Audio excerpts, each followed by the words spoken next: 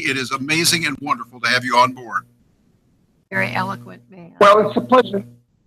It's a pleasure to be here because I'm a huge supporter of Ross, and I am absolutely appalled. I can't tell you how shocked I am at the miscarriage of justice in his case. I mean, it's unbelievable. This is the type of thing that you would have expected to have happened in the Soviet Union, but unfortunately, the U.S. is progressing in that direction. I can only hope that the recent election of Trump will slow the trend as opposed to accelerate it, but anything's possible. Yes. Have you had anybody on? Have you had anybody on who is connected with the Donald? I have no idea what his views on what happened to Ross would be. Yes, it would be a very difficult situation. As a matter of fact, we have, Doug, I think you know Ernest Hancock from Phoenix. He was joining us a moment ago, and he's still right there. Ernest, we see you right on there as we've got Doug coming in by phone and listening to this. But yeah, Doug, we see what's happening. And as people have said on our free Ross-a-Thon here, that we're appalled with what's happening and wondering, is this the trend? That's the question we keep asking. Is it toward more statism, or do we see a possibility of hope? Doug, from your perspective internationally, you happen to be in Argentina right now at your place there. What do you see? Are we moving toward less government or more government? What do you think? Well, you've got some conflicting trends. On the one hand, all of the world's nation states have been getting bigger and bigger and stronger over the last 100 years. So that's the bad news. The good news is that they're all bankrupt. And I do mean almost all of them around the world, seriously bankrupt. Now, you can say, well, that's a good thing. And it is a good thing. But in desperation, their first law is to survive. So they might cramp down even further at this point. But look, I'll leave you or toss out something that is positive, and that is that things like the internet are extremely positive for the future of humanity and the freedom of individuals. The internet is the biggest thing that's happened since the invention of movable type by Gutenberg, as far as empowering the average guy and giving freedom to individuals. So I'm optimistic for the long term, but I think things are going to get rougher for the short term. And I'm really unhappy about what happened to Ross, both because it's an affront to simple justice, and it's a warning that what happened to him had happened to absolutely. I think we just lost Doug Casey. What a great there speaker and thinker. Yes, indeed. Well, really. We've got a lot of opportunities. Lynn, what are your thoughts on what Doug said? I hope that it's true that we're moving towards more freedom. Yeah. I don't know. Yeah. I'm hopeful, I'm cautiously optimistic, but I'm also fearful of losing our freedoms. Yes, and that's what this is all about. And we appreciate Doug joining us. So it sounds like we had some technical challenges there, which happens now and then. But Doug, we greatly appreciate you being with us. And also Ernest Hancock for standing by. Thanks, Ernie. Ernest, you're wonderful. And we have Angela Keaton there. Angela, hi, Angela. hi. We know you're there with us, and we're going to get to you in just a moment. Ernest, in wrapping up, you've heard what Doug was saying. You've also seen what's going on right now. You are in tune with what's happening as an activist, as a freedom fighter. Where are we going? Are we going in the right direction? Well, this is the point that I wanted to, I was hoping I'd be able to articulate, is it's a generational thing. There's people, I'm 55, and those that are 15, 20, 25 years older than me that I was inspired a lot by still thought that there was some value in having our collective is going to beat up their collective against collectivism, you know, and it just kind of didn't work that way. What Ross demonstrated is that you didn't need to have a permission slip. We just did it. And it wasn't just a geographical thing. This revolution is worldwide. It's a generational thing. So if we go in with that understanding that if I have to worry about what some bureaucrat says or a law, what it says, it's the wrong tech. if you have to be, the first thing that goes across your mind is that, you know, what permission slip do I need? You're going down the wrong path. And Ross kind of demonstrated, even though he got caught, and there are some things that we might be able to do better with new tech now with a distributed internet. Heck, we got SpaceX is filing with the FCC to put 4,000 plus satellites up.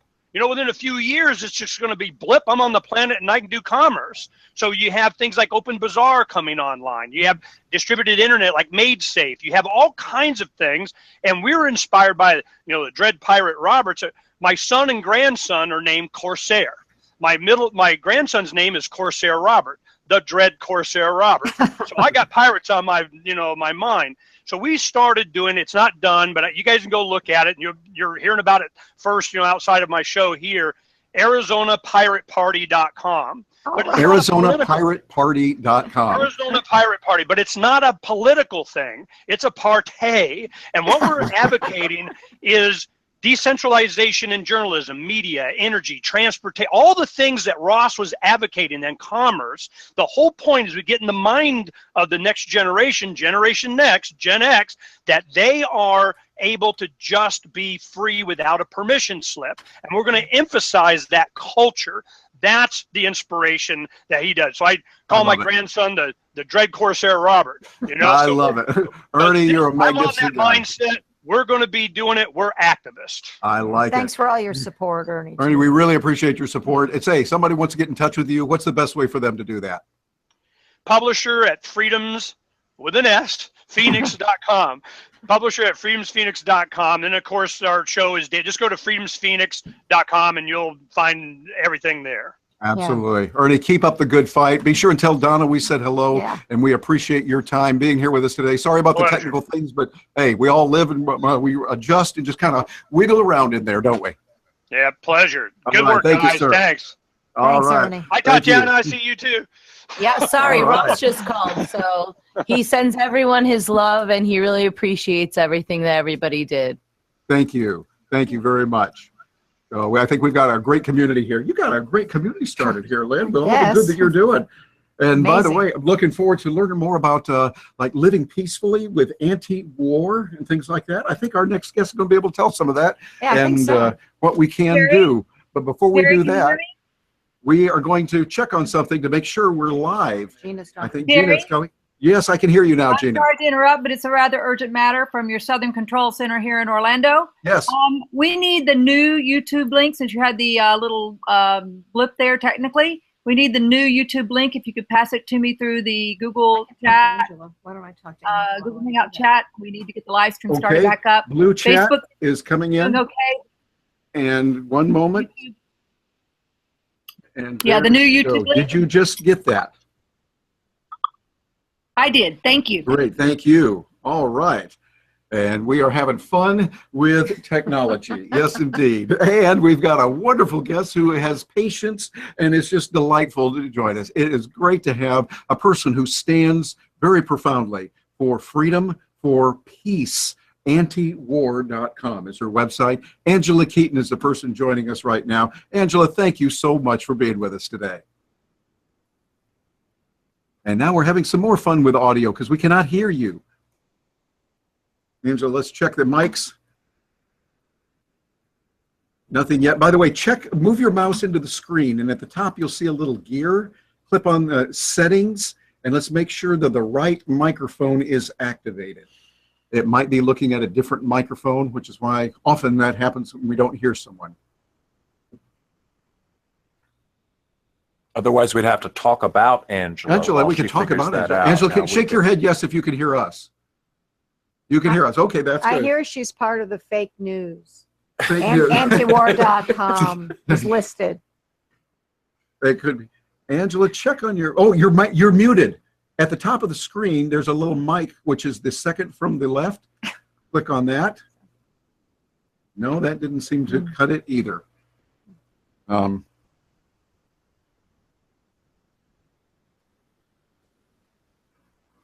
you look nice, Angela. Yeah, you look lovely. You look good.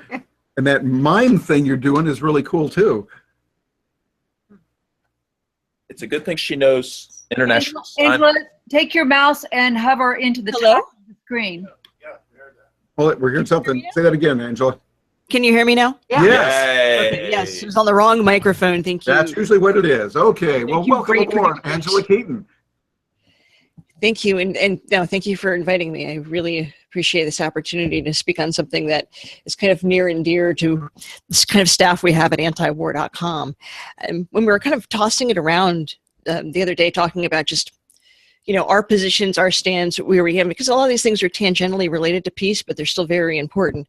And we were thinking too much about high concept like free trade, peace, and where Bitcoin is part of that, and things like Silk Road and all these new technologies certainly allow for that, and maybe threats to current structures that exist, and that's all really good. But what always gets me upset about this case and about other ones like it is, at any given time, if you're into libertarian media or libertarian activism, you generally know people who are either in jail or in prison for different reasons, under the general category of political prisoners, whether it's civil disobedience or they're computer programmers or journalists or whistleblowers. And that makes it very personal, because that means there's a lot of people in the world who know someone who's incarcerated. And I don't know, maybe libertarians aren't always the best at discussing that particular issue, but one way it might be approaching it is that we talk to people who have friends and family in prison about Ross and about why this cause and what generally it means to all of us. So thank you, Lynn, and thank you for being such a unifying and peaceful figure and hardworking and amazing activist, because it's an inspiration. Thank you so much. Well, you guys are all inspiring to me too. And, we've got a big challenge, but it's worth making. Yeah. Angela, I want to ask you, you are well known for what you do with anti-war, to stand up against aggression, state aggression, but in other areas too. And now we see Ross Ulbricht and what he's gone through. What do you see are parallels and lessons we can learn from an anti-war theme and from what has happened with Ross Ulbricht? Well, there's several things, and I guess I could tear it apart a little bit. Let's say theoretically, I'm not talking about maybe Ross, but Silk Road generally, whatever that is for people, a place to trade freely, is that free trade. And I know everyone who's gone on before me has made this point in some way or another, but obviously free trade, and they'll give the Bastiat quote. But it is true. When we trade with people, it humanizes them and it brings people closer. And it's a lot harder to bomb them when you see people there. Yeah. And so that certainly is one aspect of it. But second, to go back to how many people we have in cages, and sometimes we're saying that rhetoric sounds harsh, but people need to understand that is what prison is, and it's not. There's so many TV shows on the lower cable channels that are glorifying the prison complexes and cops and what it means in being incarcerated, and even in some ways, like a show that I do love but is kind of politically different is Orange is the New Black, glamorizing what it means to not have your freedom. I do think we need to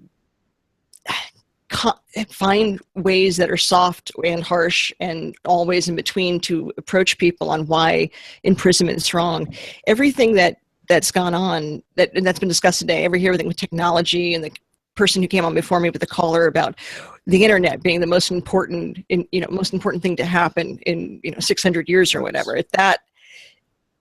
That's amazing, but we're living in the future, and the future doesn't have prisons. Mm-hmm.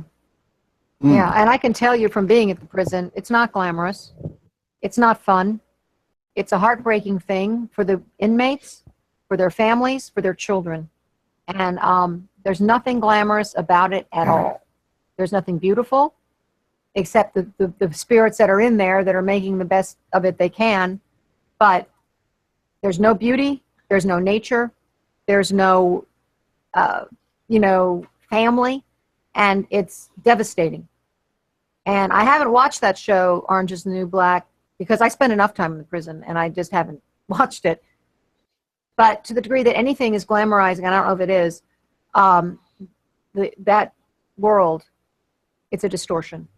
And it makes it more palatable in a way, I guess. But it's not palatable. It's horrible. It's really torture in a sense. And, it is. And actually where Ross has been called torture by the UN. So for human beings to be, and it is a cage. It is a cage. So, you know, I know firsthand. Yeah. So, Angela, let me ask you this. We look at the war that is on drugs, the so-called war on drugs. You stand for anti-war, standing against that. What are some specific ways that we can stand against the war on drug in a peaceful way? Talk to your friends and neighbors who aren't political activists and aren't in libertarian media. So often we just talk amongst each other. So many people, you know, our community is rather large, but it's still, everyone really knows each other, and we don't do enough outreach. I'm sorry, it's a general thought there, but our outreach needs to be about things like this, basic human rights. I mean, this isn't complicated. This isn't like tax law or all the other regulatory and administrative law things that are confusing to explain to people. This is really basic. This means locking someone away, denying him or her of all of his life and any dignity and the ability to live semblance of a normal life.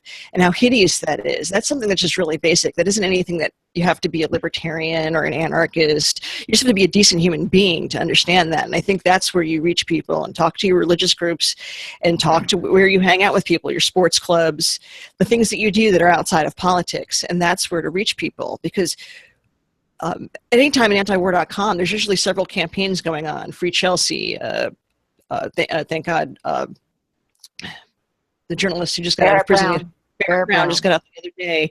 Like every day, we know there's so many different people, but it's great that we all know that, but it doesn't mean much until the outside world knows about it. Regular people understand it. And the reason why certain political movements are getting attention is because everyone knows about them. And that, you know, this story about Ross is a human story. It's a normal story. It's something that could happen, you know, to anyone. It's not something really complicated and something that's you know, out of the possibility or sounds like fantastical. So basically, it just, after we did the usual staff, you know, what's our thoughts on this? It's just the right thing to do. Mm-hmm. Yes, indeed. Yeah. And it's not, what I've learned is it's not a unique situation. It's not even rare that there's people, thousands and thousands of people who are really living out the same nightmare that Ross is in different ways in our prisons. So it's become an epidemic, really. And so, yeah, it's easy to not look at. It's easy to, you know, put aside because, well, they're locked up somewhere. But it's affecting our whole society, as we've discussed it earlier today. So. Yeah, and so I want to focus on what you do with the anti-war. It seems like there are times that people are saying, you know, maybe we need to get beyond this nonsense of always going to war. Maybe you're out there on the cutting edges, boots on the ground, living it. What's the reality that you're seeing? Are people opening up to the idea that maybe we don't need to go to war with every country out there? Well, among my normal friends and family and my neighbors, the people outside my professional world, there's a complete distaste of war. But it's not ideological. They don't discuss it in ideological terms. It isn't complicated. They're not sitting there with the fact sheet about the Iran deal. It's normal people who are sick and tired of this. And there seems to be an ever so slight hint that the country has moved a little bit more toward that direction. But I'm not a political analyst. I don't want to make any predictions. I do think there's just a slight bit of hope right now. Has nothing to do with specifics of whether or not we have cartoon characters in office or not. Very good point. Well, I'll take any bit of optimism we can get. That will be good. Angela, we appreciate what you're doing. We appreciate you, and it's good to see you again. Somebody wants to get in touch with you. What's the best way for them to do that? Angela at antiwar.com. Angela at antiwar.com. You have yourself a wonderful day, and thank you so much for being part of our free Ross-a-Thon. Thank you, Angela, so much. Thanks, Angela. Good night. And you are part of a historic event, the free Ross-a-Thon. I'm Terry Brock, your Master of Ceremonies, and I have Lynn Ulbricht joining us here, who is the mother of Ross Ulbricht, the person that we are talking about. I also have some wonderful people here in the studio, Tatiana Moroz, who is there and helping us with all kinds of announcements and keeping track of what's happening out there. Tatiana, how you doing? I'm very well. I just wanted to let people know that if you scroll down like under the live stream, that's where all the donation rewards are. I guess some folks are still having some problems finding that. Just scroll, everybody. Okay, scroll, and we can do that. And speaking of scrolling, Jim Babb is here. I don't know what that has to do with scrolling, but you can scroll along, sir, and you can tell us about how they can find out about it. Jim, how you doing? We're doing great. I was just looking at the Bitcoin address to see zillions of transactions coming in. I want to add that to our fundraising total. Very So nice.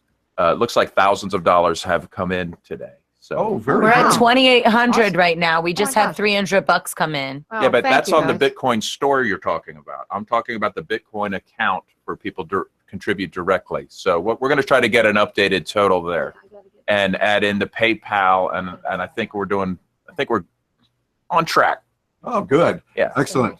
Well, you have a chance now, those of you that are joining us, to be part of something and make a positive contribution. Many times people say, well, what can I do to help? I want to help Ross more than just good wishes or good feelings. Here's something very practical that you can do. We need help. We've got a case that we're submitting for consideration for lawyers to be appealed.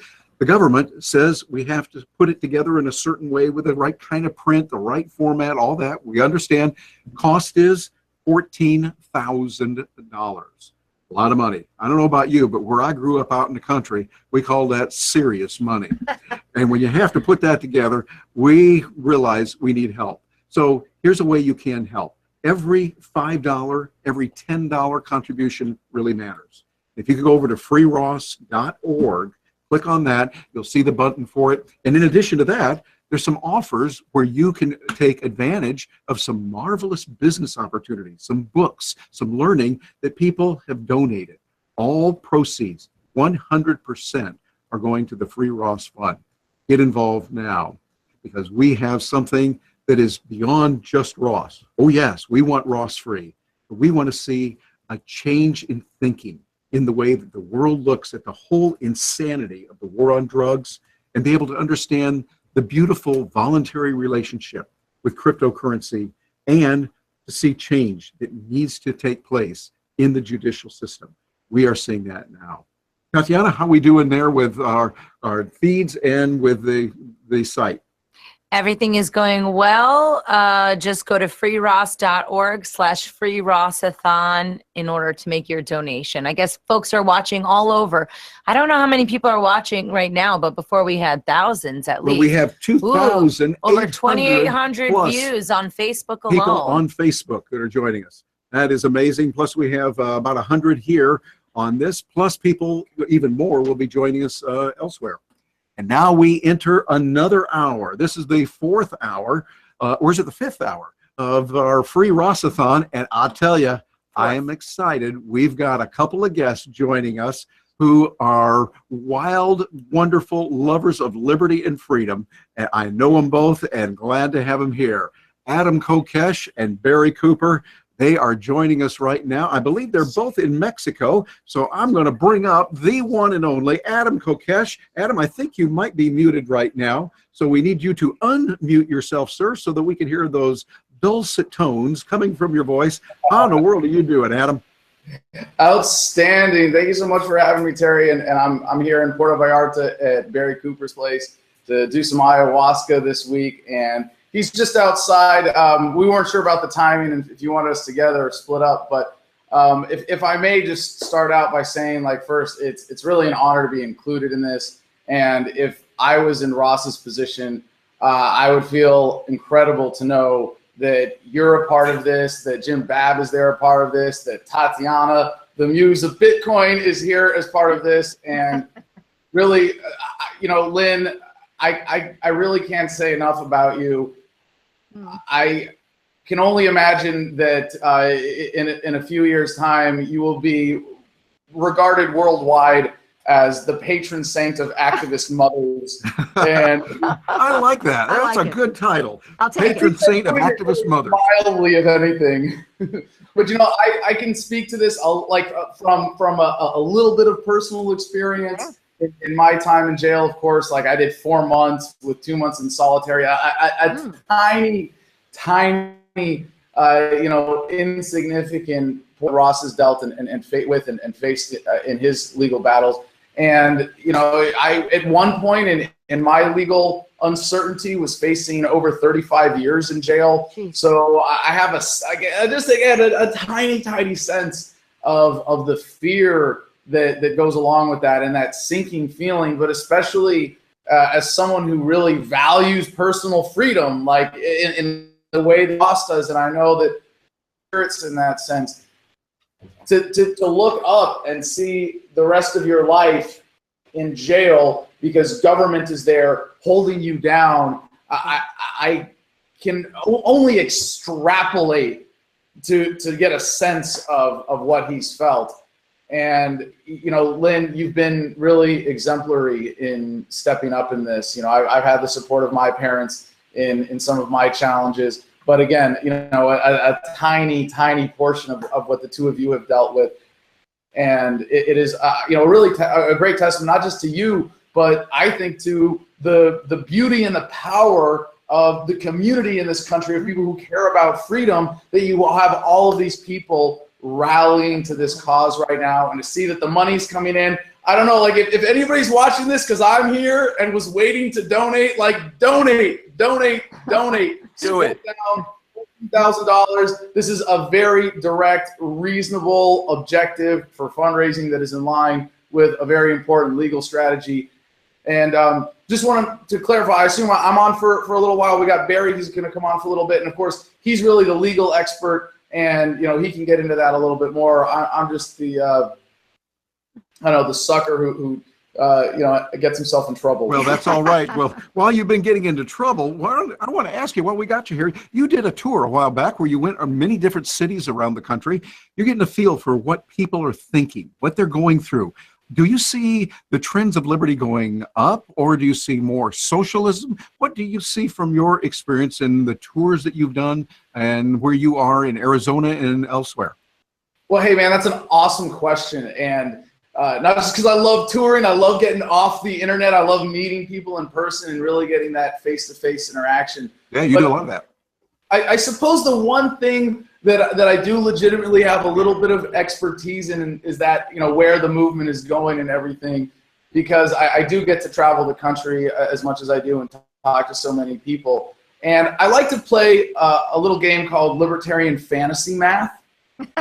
And when I was on my tour last year, the consensus was that there were about 1 million of us who believed in freedom as a philosophical or an ethical principle. Not that we came to any particular conclusions based on that, but that we were trying to apply that consistently. And if there were 1 million of us last year, you could kind of look back in history and go, wow, you know, we've come a long way. We've grown as a movement, and it's an upward accelerating curve. And I don't think it's an exponential curve. It's more like an S curve of adoption, but we're still in that acceleration phase. And it's really exciting to see that. I think the movement has doubled. The turnout at my events in this last year, even being as poorly organized as we were, was more than double on average for each city that we went to. More than double. That is a very strong sign. Well, imagine if, just because the ground has shifted. You know, if you woke up to freedom 40 years ago when the movement was young, you really were all alone. Now when you wake up, there's a community. There are events like this. There are people like you. There are people like those who are watching and supporting Ross right now. Yeah. And you don't feel alone anymore. It's an incredible difference in how that goes. And not only that, but it is so much easier to wake people up now. They are so much more receptive because of the internet. The information is out there. People have been questioning long enough. And the way I say it is, I think as the average libertarian, even if you're not doing anything in particular, you would be hard-pressed to not rub off, get your freedom cooties all over somebody else, just one other person per year. Could you wake up one other person per year? I like that. Adam Kokesh, I got to remember that. Freedom cooties. I think when we think about that, it'll be amazing. And by the way, we're all cheering here in the studio for you, sir. Yes, indeed. All right. Well, thank you very much. We've got about 3 minutes left before we have to go to our next guest, and we want to get Barry on. Barry Cooper has some good things. Adam. And we want to talk about that in just a moment. That'll be very good, Jim. And I think we have Barry Cooper joining us right now. And hey. Barry, hello there, sir. Barry Cooper, ladies and gentlemen, a former police officer, now never get busted yet. How you doing today, Barry? Hello, Terry. Hello, Terry. Peace and love to y'all, and peace and love to Ross. Thank you. Yes, indeed. Well, Barry, what do you see happening with this war on drug? You've seen it from one side where as a police officer, you really did your best. You really believed that busting people was the answer. Now you're on the other side. Tell us what happened to switch you over. Well, the whole thing is incredibly sad. At first, my heart was out to Ross in the hole, and Mark Emery and some friends of mine were in jail. And, you know, I didn't know Ross, but now that I'm helping with this, you know, I kind of feel the same tug in my heart for him and all of our prisoners. So big shout out to them. Around was compassion, you know, compassion and marijuana. Marijuana has a way of touching compassion centers. We don't understand that through science, but we know it to be true. And where do I see the drug war going? You know, I'm not sure. I don't see them letting up any. You know, they're legalizing marijuana, but they're just making different ways to put people in jail for marijuana, like drugs driving and not having license to things of that nature. So I don't see them letting up on it anytime soon, unfortunately. Yeah, it's true. But what can we do practically? You are doing some practical things yourself in helping out Lynn and the Free Ross situation. We really appreciate that. What do you recommend for people that want to make a change peacefully? We want to see peace. We want people to be able to live their lives without worrying about someone hitting them because they happen to have a currently illegal plant in their car. What can we do in a practical point of view, Barry? Yeah, I fully agree. I just encourage everybody to become a student of NAP, the non-aggression principle, and study volunteerism and try not to put any energy into government. I feel like if we take energy away from the government will eventually one day fade away into the building alongside the government. You know, that work better. For instance, Bitcoin works better than their currency. I give ayahuasca and ibogaine treatments here in Puerto Vallarta, which work better for psychotherapy and drug rehab and drug addiction treatment than the drug rehabs that the government has. So, you know, just continue building things better than the government. We'll join our side, and hopefully we'll look back one day and go, golly, can you believe they had government and all those people were in prison, and we'll look like a bunch of monkeys that we are. Barry Cooper, you always have great ideas, great advice. Someone says, hey, I want to get in touch with you, and I'm sure you can help us get in touch with Adam as well. What's the best way to reach you and to stay in touch with you, Barry? Best way is the same email address that I've had for 11 years now, and that's it's found at nevergetbusted.com. Just fill out that form. I read all my emails and I reply to all the emails. Sometimes it takes me a while to get to them, but I will. Excellent. Nevergetbusted.com. Wonderful name. And Barry, you're a wonderful guy. We appreciate you joining us, and thank you for all that you're doing for the cause of freedom and liberty. Thanks for being with us. Thanks, Barry, so much. All right. Well, you can see we are covering a lot of ground today, lots of information, and wonderful guests. Lynn, this is great. And we're now past the halfway point here, and we've got someone coming up that has got a lot of great ideas on freedom and liberty. But before we do that, Jim, I'm going to let you make an announcement. It's very important right now before we get to Daryl, who's going to be our next guest. And I think you have an announcement to make of what's happening. Thanks, Terry. I have a report on the fundraising. We've calculated the Bitcoin, what's come in on the store here, plus the PayPal, and we are at $9,301.57. Woohoo! All right. There's a lot of generosity out there. Thanks, everybody. I think this puts us on track for a successful fundraiser. So congratulations. Thank you so much. Absolutely. Everybody. We're closing in on our goal. We've got that $14,000 bill, and we're eating away at it. We've got a few hours, so now is the time. Thank you. Get out there, and we can do something now. We've always wanted to say, I want to help. I want to do something. Here's something very practical we can do today. We want to make that financial money bomb to be able to show that peace matters and be able to take care of that for the Ulbricht family and for the larger cause. So, and a person who's doing that in a practical way, you can hear him on Free Talk Live. You can hear him talk about freedom and liberty. He is not ashamed to be a person who loves freedom and tells people about it. I've heard him before at the LP convention in Orlando. He ran for president in the LP party, and he continues to fight for liberty. His name is Daryl Perry, and he joins us now. Daryl, thanks for being here today. Thanks for Hey, having me on. Hey, we Hey. are glad Hey, to see you. Daryl. Hey, Tatiana, Lynn, love both Hey. of you. You too. And James, heard that update. 9,300, just over the halfway point. Based on my rough math here, it looks like we might wind up reaching about 18,000 today. Hey, That's what we're hoping fantastic. for. Daryl, I like your So math. that would then cover the printing, which is 14,000, and then start giving some money to the lawyers, correct?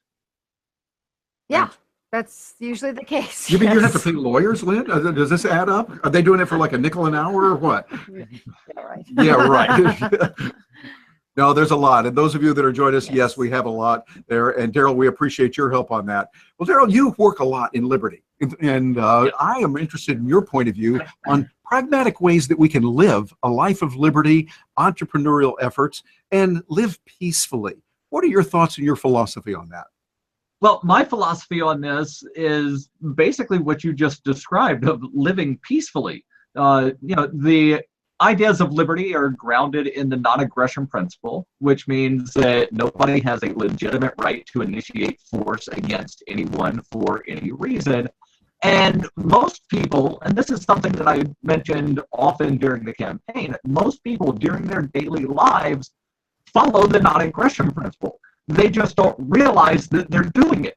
When you go to the grocery store, the grocer is selling you stuff because it's a mutually beneficial thing. You don't point a gun in the grocer's face and say, you're going to sell me groceries, because then it's not mutually beneficial, and then you're committing aggression against somebody. So the best way to live a peaceful life is basically don't be an a-hole. But there's a lot of people that don't seem to understand that. I think you're right. I think there's a lot of people that are saying, okay, we need government to be there, and we need government to pave the roads. Daryl, how would you answer the people who are questioning, well, who's going to pave the roads? Who's going to have the military? Who's going to do all these things that government does now if we don't have that government? So I'll first start by saying that, I have no interest in centrally planning liberty. And one of the wonderful things about believing in freedom and being a libertarian is that if you ask a room of 10 libertarians how something will be provided for in the free market, you'll get no less than 12 answers. I can think of several different ways that roads could be paved absent governmental coercion. And that's not to say that any of these are ways that roads will be paved in a free society, just saying that, there are possibilities.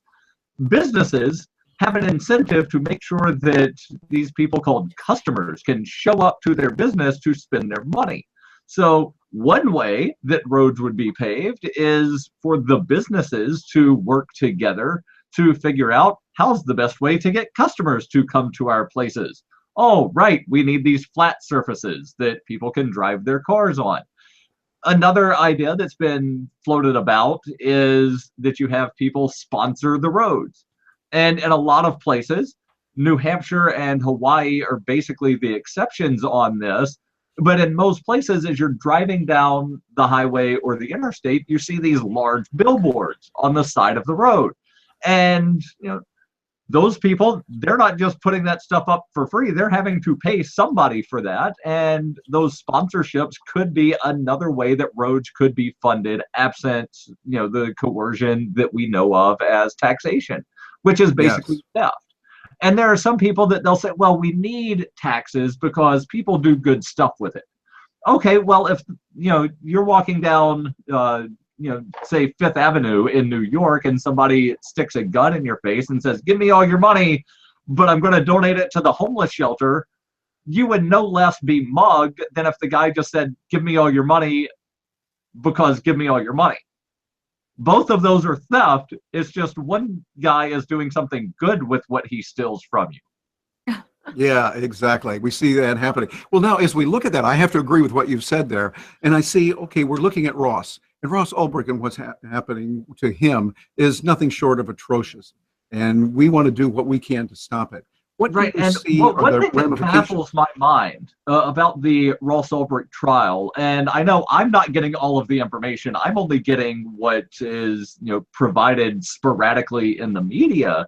But what I'm seeing, there's enough reasonable doubt Yeah. in there. You've got at least 3 corrupt government agents. They knew of 2 of them during the initial trial, but the judge would not allow that to be brought up as a defense.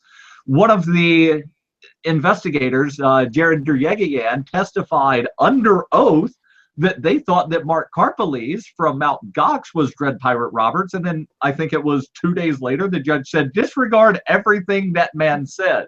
Yep. If I'm on the jury, I'm thinking, wait a second, there's enough reasonable doubt here.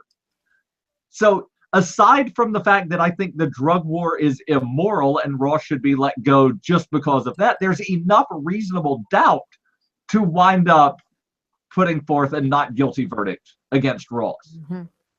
Yes, indeed. Yeah, that's right. Yeah, so we see that it's a terrible travesty of justice.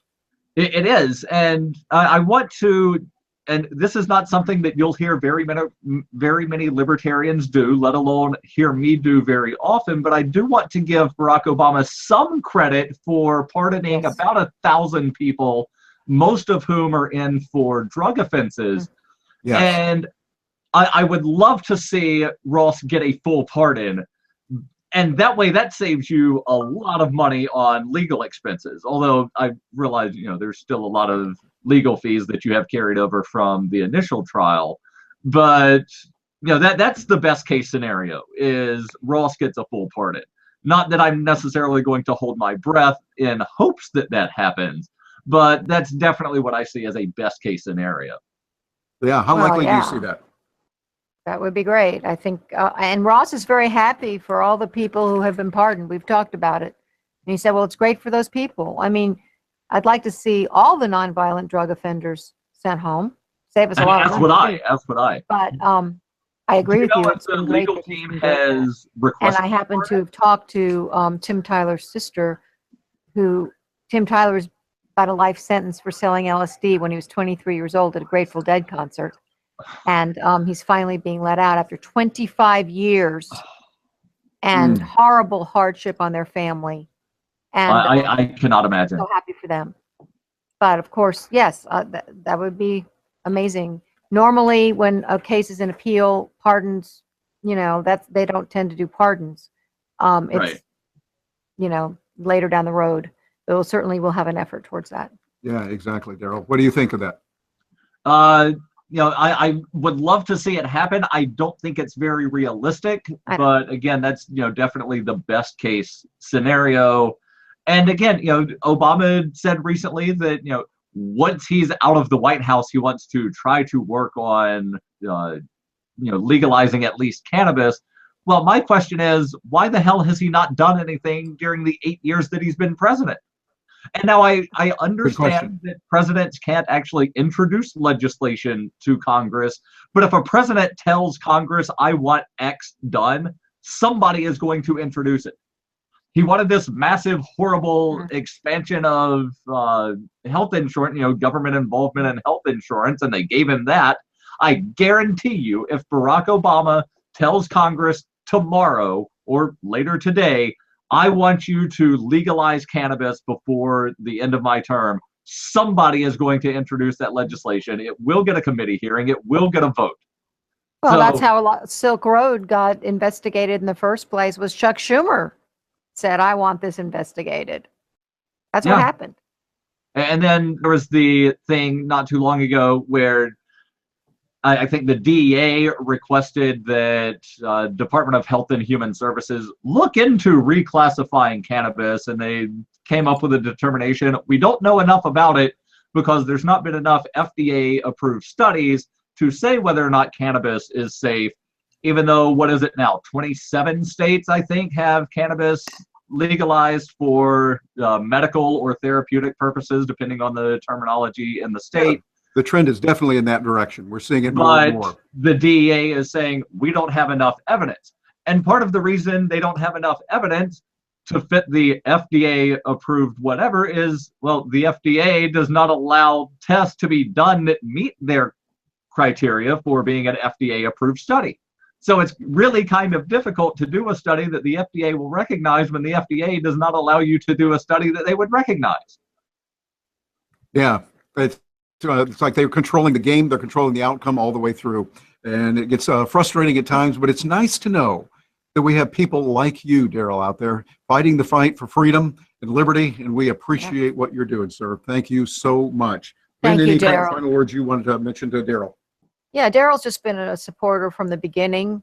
He's sent Ross publications. He's just been there right from the beginning, and I really appreciate it. And he's so eloquent on so many subjects. So thank you, Daryl. Exactly. And Daryl, how can people get in touch with you? They want to find out more about you, what you're doing, both there with LRN Radio Network and Cop Block, the great work you're doing with Free Talk Live. How do they get in touch with you? Yeah, if they want to get in touch with me, they can actually go to darylwperry.com, and then there's links from there to all of the different projects that I have. And for those that are listening by audio, please spell Daryl very carefully for those that don't speak English as their native language. Yep, darrylwperry.com. Excellent. Thank you, sir. We appreciate you being here tonight and being with us here on our free Ross-a-Thon. All the best to you. Yep. Thanks for having me on, and I'll try to get at least one mention of this on Free Talk Live tonight, and I hope to see that you guys exceed your goal. Great. Thank you. Thank you very much. And speaking of that goal, we're doing fine, Lynn. Hey, we have now crossed the halfway mark for a major bill that we need to cover. So we're on it, and the donation page is open. And where are we getting, what would people be able to do if they want to make donations? Tatiana, I think you can give us an update on what the situation is right now on that. We always like hearing from you and what's going on. Well, we've got a lot of different prizes. We've got a lot of different webinars, and yeah, we've raised quite a bit of money. I don't know. I think they're all really fun. And there's something for everybody, right? It's not like you have to donate $100 or $1,000, although you could. You can just donate $5 and at least show your support. And the more people that we get in, I think that's really gonna, I don't know, help. Yes, very much so. So we're going to see that. And we've got more guests coming up. And Lynn, I think you're going to give me a chance to take a little break here, right? And that you realize how you click here. So we're doing a little technical thing here. So you can click here, and then you can click over there, back and forth, and be able to do it. I think you can do that. Oh, great. I get to do a learning This is curve. good. She's marvelous. She says she's not technical. I got to tell you, we've been working now for a long time now, and this lady is marvelous. She's brilliant in what she does and how she works with the technology. I'm very impressed. So I'll let you go ahead and take over from here. Okie dokie. Here we go. Kat, you're here. Hi. Hi, how are you? Thanks for having me on today. Absolutely. This is Kat Murty, and we met and we're on a panel together at the Students for Sensible Drug Policy Conference, and she is a very popular head of that panel. organization, right? We had and folks around the also world works watching. for the Cato Institute. Very smart lady, and very principled, and we had a great time. In fact, our talk was rated one of the highest at the conference. So anyway, great to see you again. Great to see you, Lynn. Thanks for coming out for that conference. Like you said, it was one of the most popular at the conference. We had a packed room full of student activists from all over the world. We had folks watching. And the reason for that is that this is such a compelling story. What I said that day, and I still stand by, is of course this is an issue about drug policy and about criminal justice, but it's about way more than that. More so than anything else, I really think that Ross's case amplifies this new frontier of the drug war as it's going digital. And I think that it's very important that we watch closely what's happening now and work hard to make sure that we don't allow precedent to be set in a very dangerous way right there. That's really true. There's a lot of precedent being set in this case, and it's very serious. And with a high-profile case like this, it'll trickle down into other torts and become law, the way widespread law. And so absolutely. It's a lot more than about a website or a man or even the drug war, which is huge. There's other implications as well. So you're absolutely right. Yeah, the drug war, of course, is one of the biggest problems in America today, where one of the largest incarcerators, a lot of those folks are going to prison because of nonviolent drug offenses. And if you look at Ross's case, we've looked at, it's something very similar. Here's a man convicted on no violent offenses, didn't even go to trial for any violent offenses. Yeah. And in less than 3 hours, a jury comes back with a life sentence with no chance at parole. We're putting away people who aren't a threat, who aren't frightening. I mean, if you look at some of the stuff that Ross even wrote and said about some of his inspiration when he was thinking about starting the Silk Road, it was all about taking the violence out of the black market drug system. Of course, most of the problems that we see with drugs are actually because they're illegal, not because of the drugs themselves. And a huge chunk of that is the violence associated with drugs. And what Ross was really trying to do with Silk Road was remove all of those impediments, remove the gang violence, remove the crime that surrounds drugs, and really make it a safer voluntary exchange for individuals. And we saw some very nice side benefits of that with the community that evolved around Silk Road and the ability for folks to exchange information about sellers or vendors and things like that. We had a less likelihood of folks getting a product that was different than what they were expecting. There was some strong, definitely some strong TOS requirements for folks who were participating in that community. And we take something that is a harm-reducing measure like this, turn it around. They made it into a huge, really blown-up case. We were talking about things like the rumors of Ross paying to have people tried to be killed. Now, if you look at the fact, they used that to get him his sentence. They used that in sentencing, but he wasn't charged with it. He wasn't.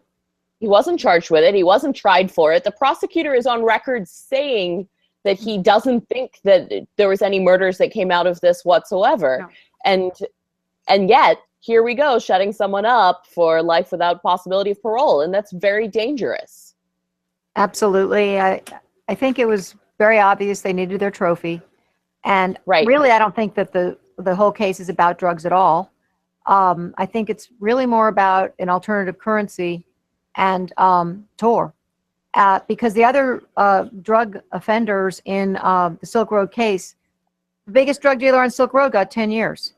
The biggest heroin and cocaine dealer got 5 years. And just recently, one of the biggest meth dealers got 3 years. So it's obviously not about drugs.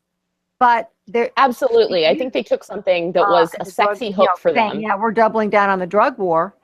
And it's sensationalistic and all of that. But it's about, and of course the drug war itself isn't about drugs, in my mind. It's about government expansion and intrusion and making money in the prisons.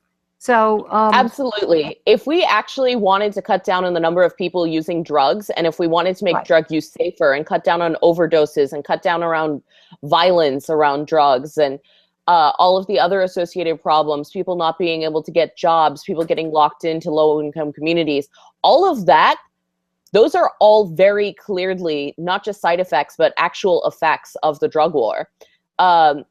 So no, obviously it's not actually about that. If we wanted to fix those problems, there's a clear pathway to that, and it's legalization. And legalization is popular enough that, 2014, before we even had this nice sweep this past election with 8 different states liberalizing the marijuana laws on the ballot, even before that, 2014, we have 6 in 10 Americans saying that they no longer believe that people arrested for cocaine or heroin possession should be facing the criminal justice system.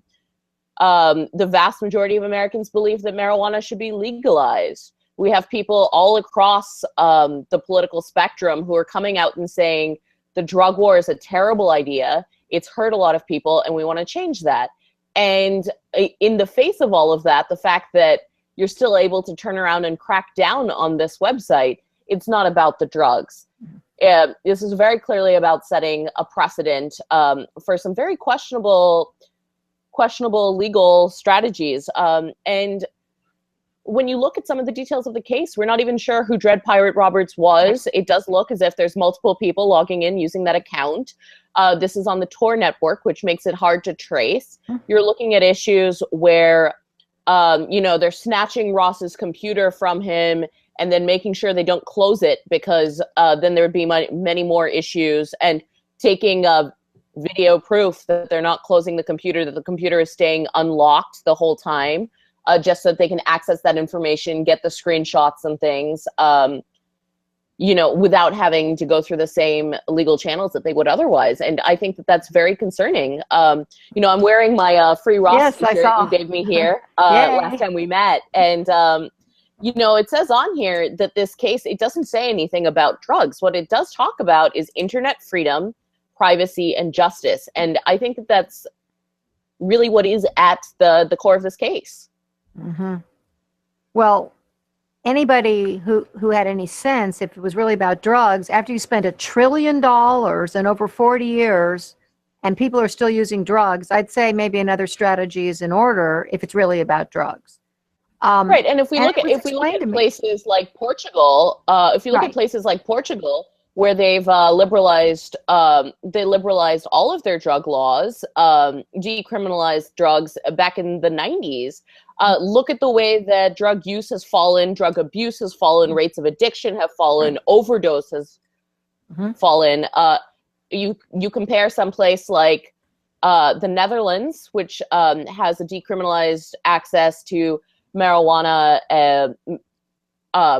mushrooms, and other things like that, compare those usage rates amongst teenagers to teenagers in the U.S.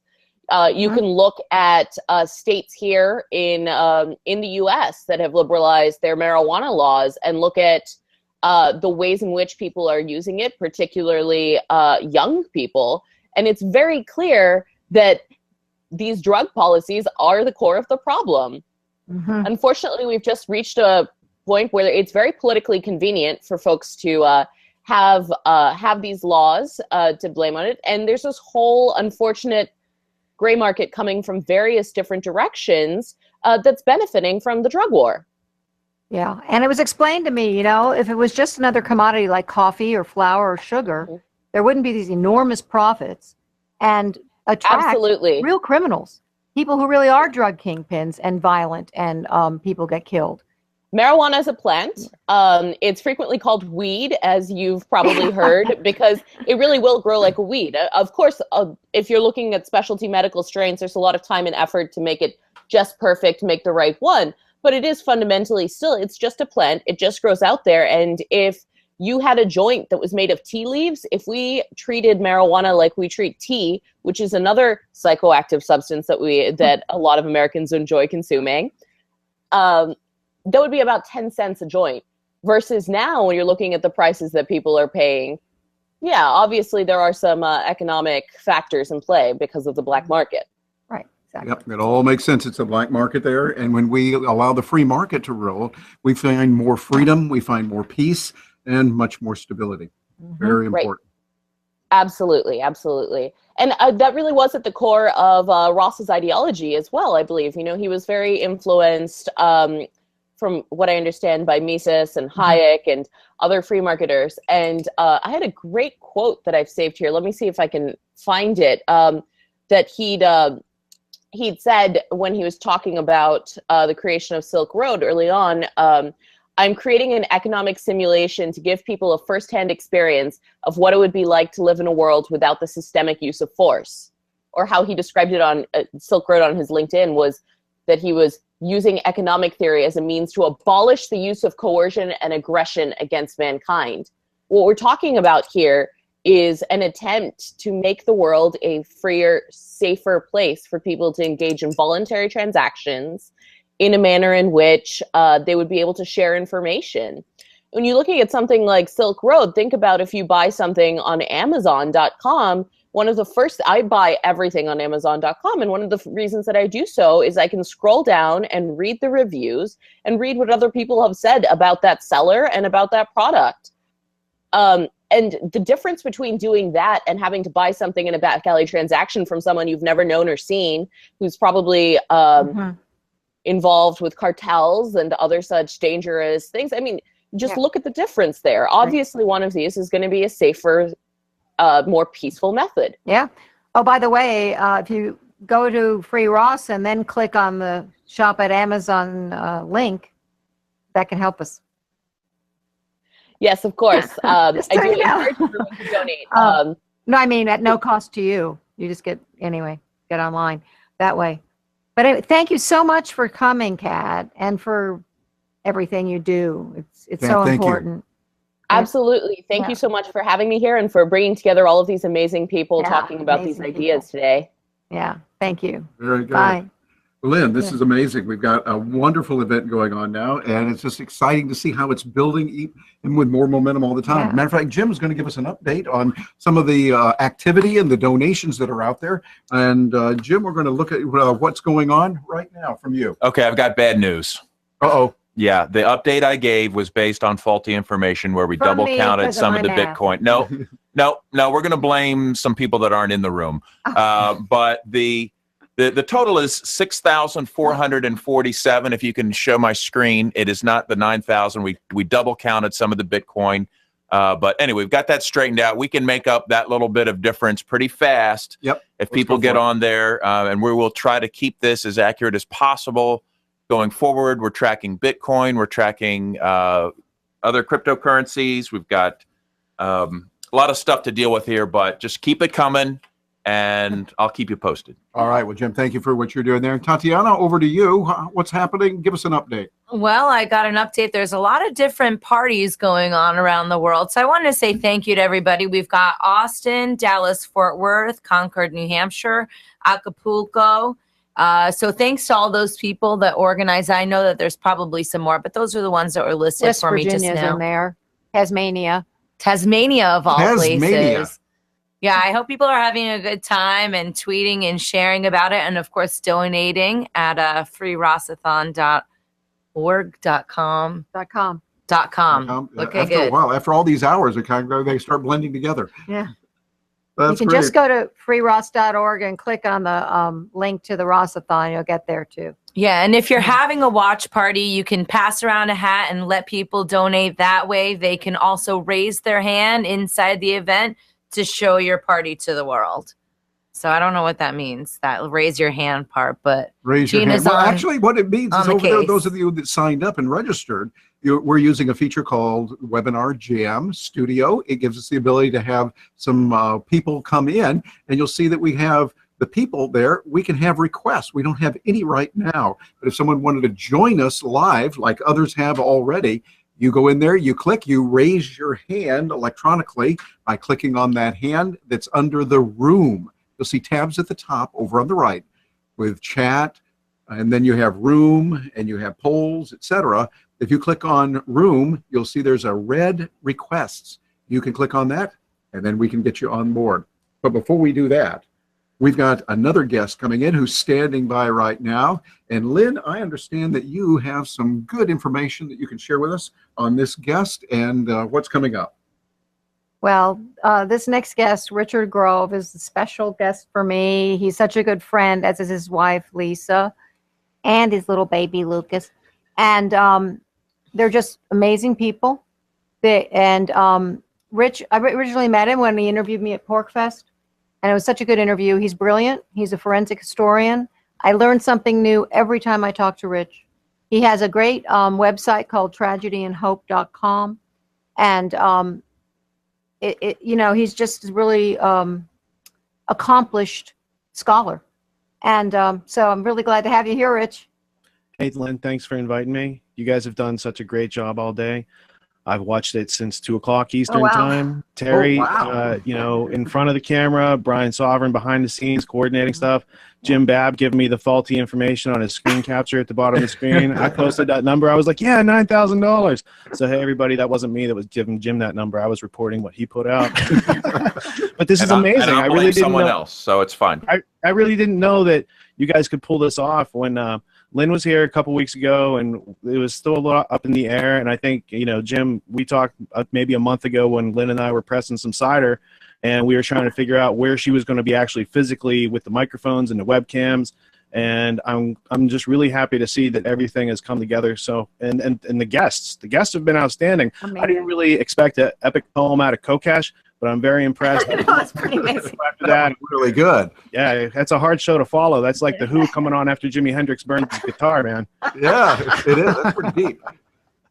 And then, I was really pleased to see the graphic behind you guys. My graphic designer, Greg Hardesty, had done the new Free Ross artwork, and I just wanted to point out to everybody that those chains are made up of ones and zeros. So that's kind of like our metaphor for the digitality of his crimes, because what Ross was trying to do was use the internet and create a free market. And most people aren't aware that we don't have a free market, but what Ross was trying to do through his education was make a free market like an eBay or Amazon, without the government or without coercion or without all these other rules and regulations that none of us agreed to involved. And had he gotten a full education in high school or in college about how the world really works, maybe he would have done some things differently. But I think he had the best intentions, and I think it wasn't done because he's a evil criminal or a drug dealer or any of these things. I think he was an idealist, and I think, I heard this earlier that, you guys pointed out that Catherine Forrest in her decision, she was the judge in the trial, said that was the most dangerous part. I think that they really wanted to set a precedent with Ross's case because they specifically felt that his libertarian values were a threat to the way that the country is ruled and governed, and it's a threat to the monopoly of government. And there's it's a joke, but it's not really funny. What's the difference between the government and the mafia? And the punchline is the mafia doesn't have a 12-year indoctrination program to convince you that they're not the mafia. Ooh. And I think that's I think that's what Ross ran into. He's educated in a system that was very government friendly, and therefore it's like a fish being in water. You don't really see this aspect of it.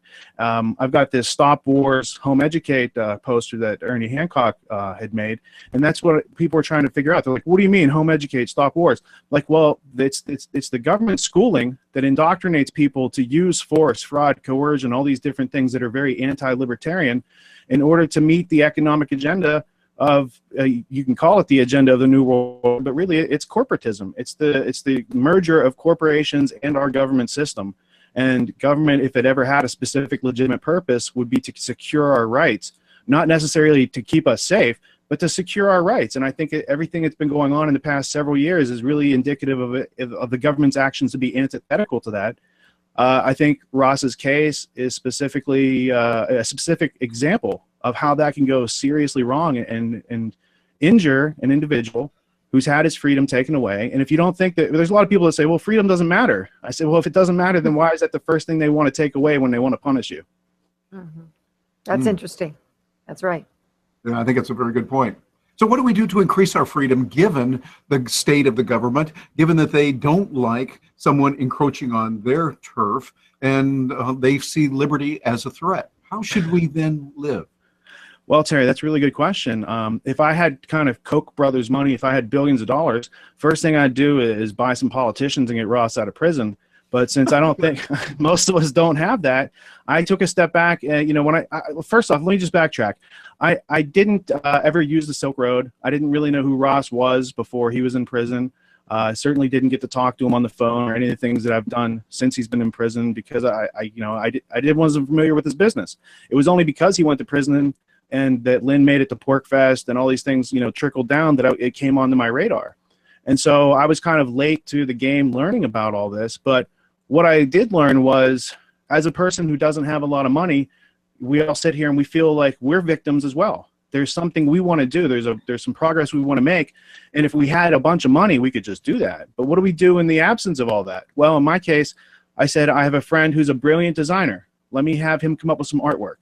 I know how to use a camera.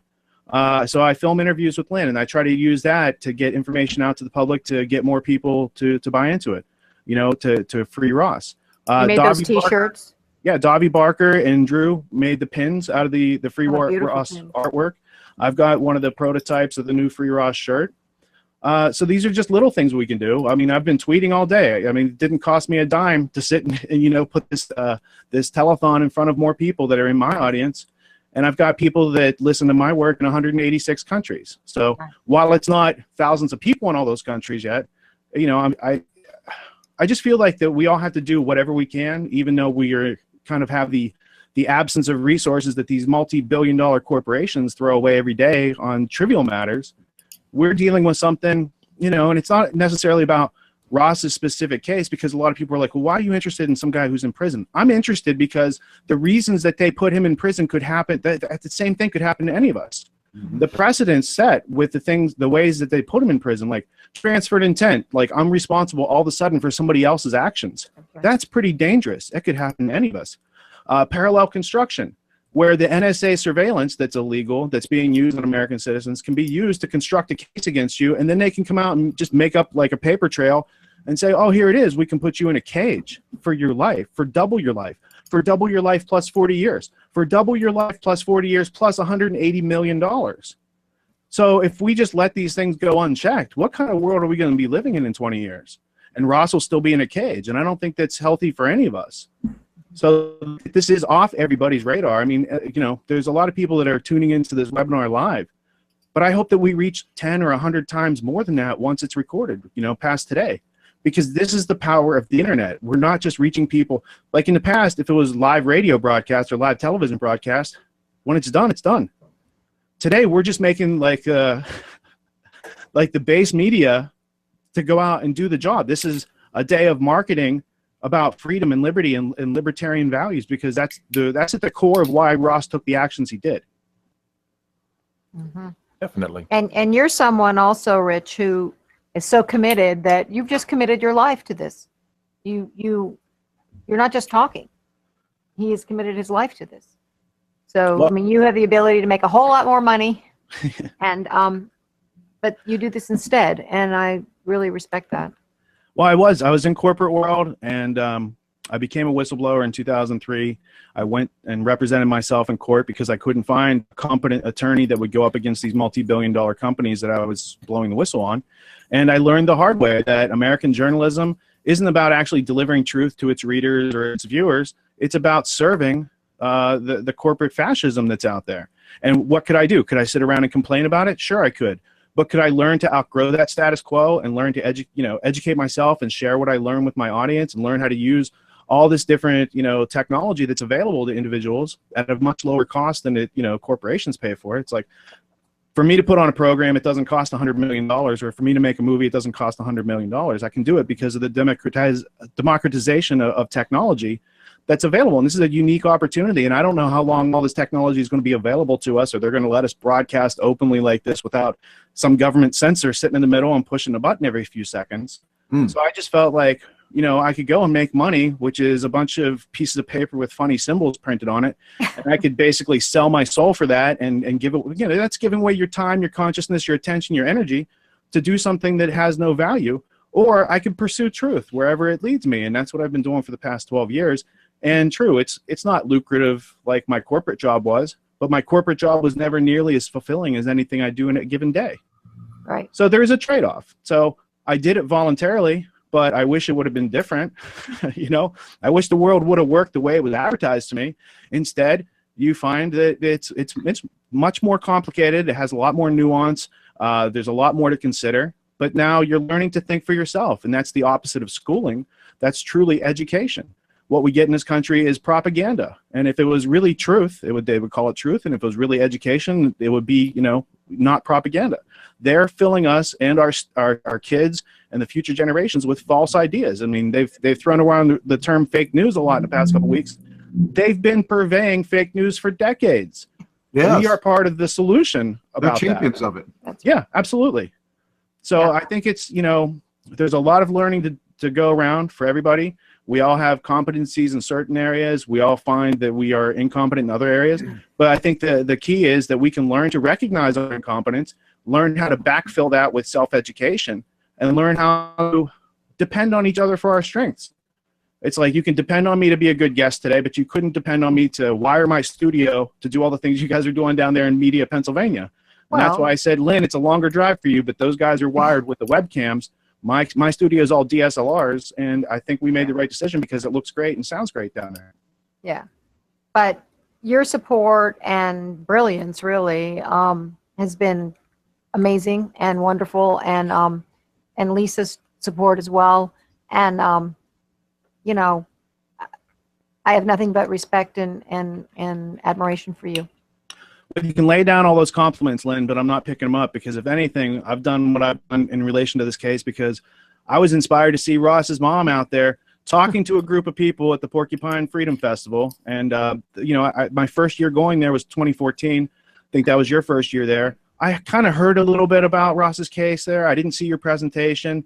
And then by the time I went in 2015, I knew who you were, who Ross was, what his case was, had downloaded his case documents, had read the articles and said, this is somebody who I have to film this week so I can bring this message to other people. And then we had a great time this past summer. And we've gotten the word out to many, many thousands more people than had heard about it before. So while it all doesn't happen in one day, it's actions like those we're taking today that kind of trickle down and can amount to a serious success down the road. Yeah. I'm glad to see you're being successful so far today, even if it's not as much as Jim reported earlier. But we're optimists over here. Yeah, absolutely. Well, Rich, we appreciate you being with us. Thank you for what you're doing, how you're helping people in a practical, very pragmatic way, and showing the cause of liberty still is alive. And it's a great way to live. I love what you said about educating ourselves. Going out there, learning, that's what it's all about. You're doing that, sir. We appreciate it. Thanks for being with us. How does someone get in touch with you if they say, hey, I want to know more about this guy, Rich, find out what he's got going on? Thanks, Terry. My website is tragedyandhope.com. It's named after a 1960s history book that everybody should read, but it's probably too big. So you can catch this book, Tragedy and Hope 101. This is a good summary of what my site's all about, even though it's not written by me. And on Twitter, that's the only social media I use. My handle is @TragedyAndHope. At Tragedy and Hope. Excellent. Well, thank you very much for being with us, Rich. We appreciate it. And thank you guys so much, and I can't wait to be a viewer for the rest of this. Yeah, very good. Well, we got some great guests coming up. Matter of fact, one of them waiting in the wings right now, and we're going to do it. But before we do that, Tatiana, give us an update on what's happening as we get close to our next hour and ready to roll. I don't have too many updates. I'm excited for our next guest. One of my favorite people in the whole entire world, Bob Murphy, is coming on. Yeah. So that'll be cool. Oh, wait. Yes. Is it almost the end? I'm confused. Am I? Bob Murphy's coming on. Why don't you introduce him? At 7 o'clock. Oh, okay. Which is in a few seconds. No, because I saw myself at 7:15 and I got a little confused. But we'll let you introduce yourself, or we can introduce you. But before that, we got all kinds of good things. We've got the brilliant Bob Murphy on. Yes. Go.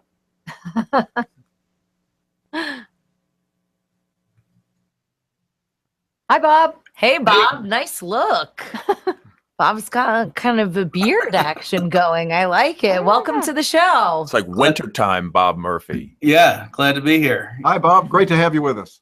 Glad to be here. And really. thanks for your contributions to the store. Oh, sure thing. Yes, least I could do.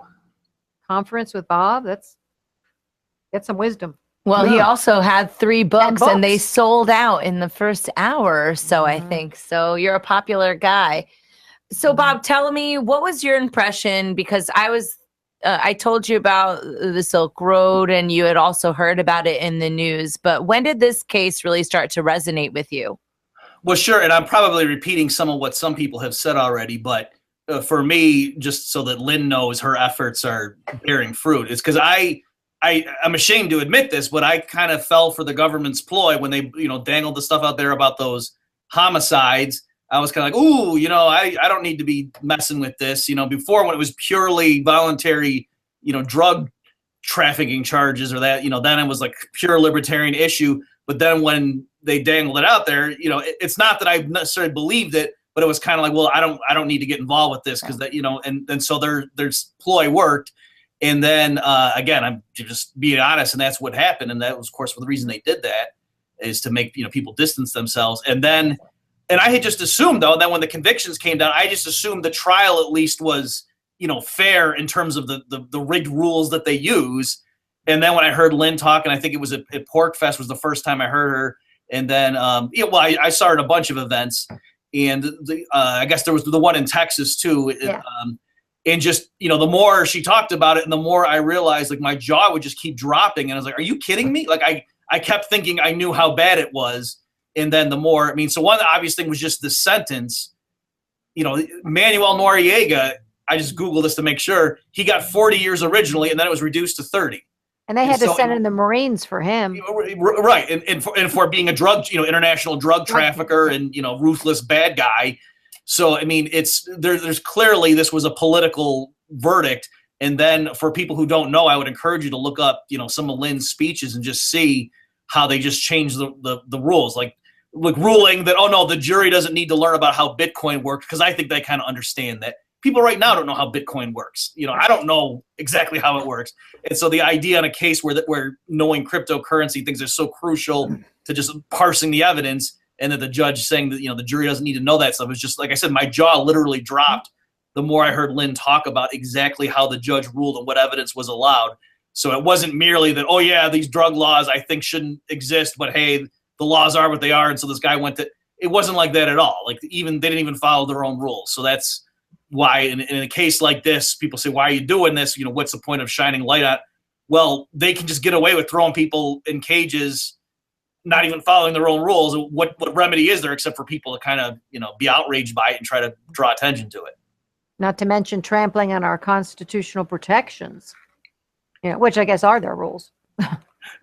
Sure. So I guess that's what I would want people to know, is that for people who just had a vague knowledge of it and thought, oh yeah, I could see it, but the guy apparently killed some people, and to say, no, the government. No bodies, if funny about that. Yeah, they didn't even. No charges. Right. So that the things for which he was officially convicted, like I say, was nothing involving violence. Not at all. And he got a sentence way larger than they gave Noriega. So again, this is clearly. Triple, no. Yeah. Triple times 2, plus 40. Absolutely. And Bob, when we look at that, we think about, why did they do that? How can they get away with it? I mean, this is just a travesty by all reasonable judgments. What do we make of it, and how do we exist knowing we're in an environment that's like that? Well, sure. I mean, I'm not saying anything profound here. I think the obvious reason they did that was they wanted to scare the crap out of everyone and just let them know, you better not enter this space and think you're going to get around our authority by using cryptocurrency and using all these different ways of delivering packages and so on. So I think they wanted just to scare everybody and say, don't you dare think that this Silk Road experiment is a novel way to try to get around our authority, and just to terrify people and make more like legitimate businesses just say, oh whoa, let's not get anywhere near this. So to me, that's clearly what it was. It was just to send a message. Yeah, exactly. Well, you're an economist. You look at what's going on with the world and how things operate. What do you see are the role of digital currency and the ramifications from an economic point of view on our world and in our practical lives? Well, sure. So I think I actually have a guide called Understanding Bitcoin. So it's at understandingbitcoin.us. That's a free PDF download, just analyzing the... I downloaded that the other day. Thank you very much for making that available. Sure thing. So yeah, this is a fascinating topic. I mean, from an economics point of view, the reason this is so fascinating, just Bitcoin and cryptocurrencies more generally, is it solves the trust problem. So, economists for a long time, especially obviously ones that were very against the state, were arguing, oh, you don't need the government to provide money. And, you don't need, but still, you could have commodity monies, but in terms of things that were more electronic or whatever, everyone just kind of assumed you needed to have a trusted third party overseeing the transactions. And the libertarian argument was always, well, leave it to private companies, because if they engage in any shenanigans, they'll go out of business. So that, they wouldn't, they want to maintain their reputation, but still you had to trust in some third party companies and just hope they would act more responsibly than the state would with its monopoly. And so that's the beauty of cryptocurrency, like Bitcoin, for example, where, it really is peer to peer, and the network as a whole sort of verifies the transactions. You don't have to have some company that, you need to trust responsibly to maintain what's in everybody's account. But if the people at the top got corrupt or, just acted stupidly, then your money would be in danger. So that's really the beauty from an economics point of view of what they've solved there. And as I'm sure you guys know, Bitcoin just the first application of it. More generally, the blockchain technology. A lot of people are saying, "Oh, money's just nothing." We're going to take this with contract enforcement and all sorts of other things. Where once it's up and running, it's out there, and the system as a whole kind of validates it or not. So you're not reliant on trusting any particular authority figures. Yeah, it seems like it's a whole lot better than what we've had before, that now we've got something that is independent and verifiable. So if someone says, hey, I want to get into Bitcoin, I want to learn about digital currency, you've got a book on that. we'll read your book. What are some other ways we can practically start learning more about it, get into the world of Bitcoin and other digital currencies, and make that a reality in our own economic and financial life? I mean, I would just tell people to just Google and just start reading different blogs perhaps on it. I think also the reason it's important for people to look into it is that right now in the current environment, and this kind of ties back into why do I think they levied such a heavy fine some sentence in the Silk Road trial, is that they really are getting ready, I don't want to be melodramatic, but dropping the hammer, that there's all sorts of ways that the US and Western European governments are sort of integrating their tax system, that conventional banking and monetary systems, they really are trying to get, a sort of they call it harmonized regulatory framework to make it impossible to go anywhere. To me, that's why that you may know the Thomas Piketty, that French economist, and Yes. he had his book that was a big bestseller. Well, the book was not very well written, and not many people read it. I think the reason that was so popular is his call was to set up a wealth tax, and it was a modest one. But the point of it, and he even admitted this, was just so that the authorities in all the major nations would have the pretext to get everyone's financial information. So it wasn't so much to raise revenue, but they wanted to levy this tax on wealth so that everybody had to report their information so that there was no tax havens, as they call them. So in that environment, I think it's important that people read up on that. Even people who, aren't necessarily going to say, like older, I know older people, they say, I'm not going to go learn all this new technology. But if the banks all shut down, and this isn't like some crazy conspiracy theory, I mean, that's been happened in Cyprus. There's a lot of people worried about what's happening in Italy right now. So there are people, it happened in India where they are forced to turn in all of their 500 and 1,000 rupee notes. So, I mean, governments around the world are doing things where normal people all of a sudden wake up one day and their money is no good, or they go to the bank and the banks are closed. So in that environment, it would be good to have a system of currency that was completely outside this official framework. Yeah, what kind of precautions would you recommend that we take in a practical way? Because they're going to be looking at it. Matter of fact, the IRS just came and said they want to know everyone that has had any interaction with, I believe it was Bitcoin Inc. or some service. What can we do from a pragmatic point of view to implement digital currency and make sure that we're not getting running afoul of the government? Yeah, I mean, it's tricky because it's such a new area. And again, I think that's part of what they want to do is just scare people and make sort of normal businesses be reluctant. I mean, with various rulings, for example, talking about like, are capital gains going to be applicable to holding Bitcoins? I mean, because then you'd have to keep track of, well, what was the market price when I accepted them? And then when I got rid of them, and then do I have to report a capital gain on them and so on? Just doing various things. So fortunately, with Bitcoin, actually, that's a lot easier to track than gold coins. By their very nature, it's pretty easy, just to keep track of when did I get this Bitcoin, even though it's not a tangible thing. So, I mean, it is legal right now, and I think people need to know that. And you could just find a CPA or somebody to make you comfortable if you're a business. There's plenty of businesses that accept it. There's also many new services that allow you. So it's not like if you're a business, for example, and you want to accept Bitcoin, there's services that very quickly will translate that into conventional currency in your account. So it's not that you're holding it and you're going to suffer from market fluctuations. So I guess what I would say is tell people is, it makes sense to get into it now because to make it a fait accompli, and then if more people are using it, then clearly it would be more difficult for them to ex post. So you know what, this whole thing is something you can't be handling. So as I say, right now, it's legal. The IRS has issued guidelines. There have been regulatory conferences, and I know economists who've gone and testified for various congressional subcommittees on it. So think about it. The average congressperson doesn't know how Bitcoin works. So if they're supposed to regulate it, it's taken them a while just to say, what the heck is this? They don't even know what it is.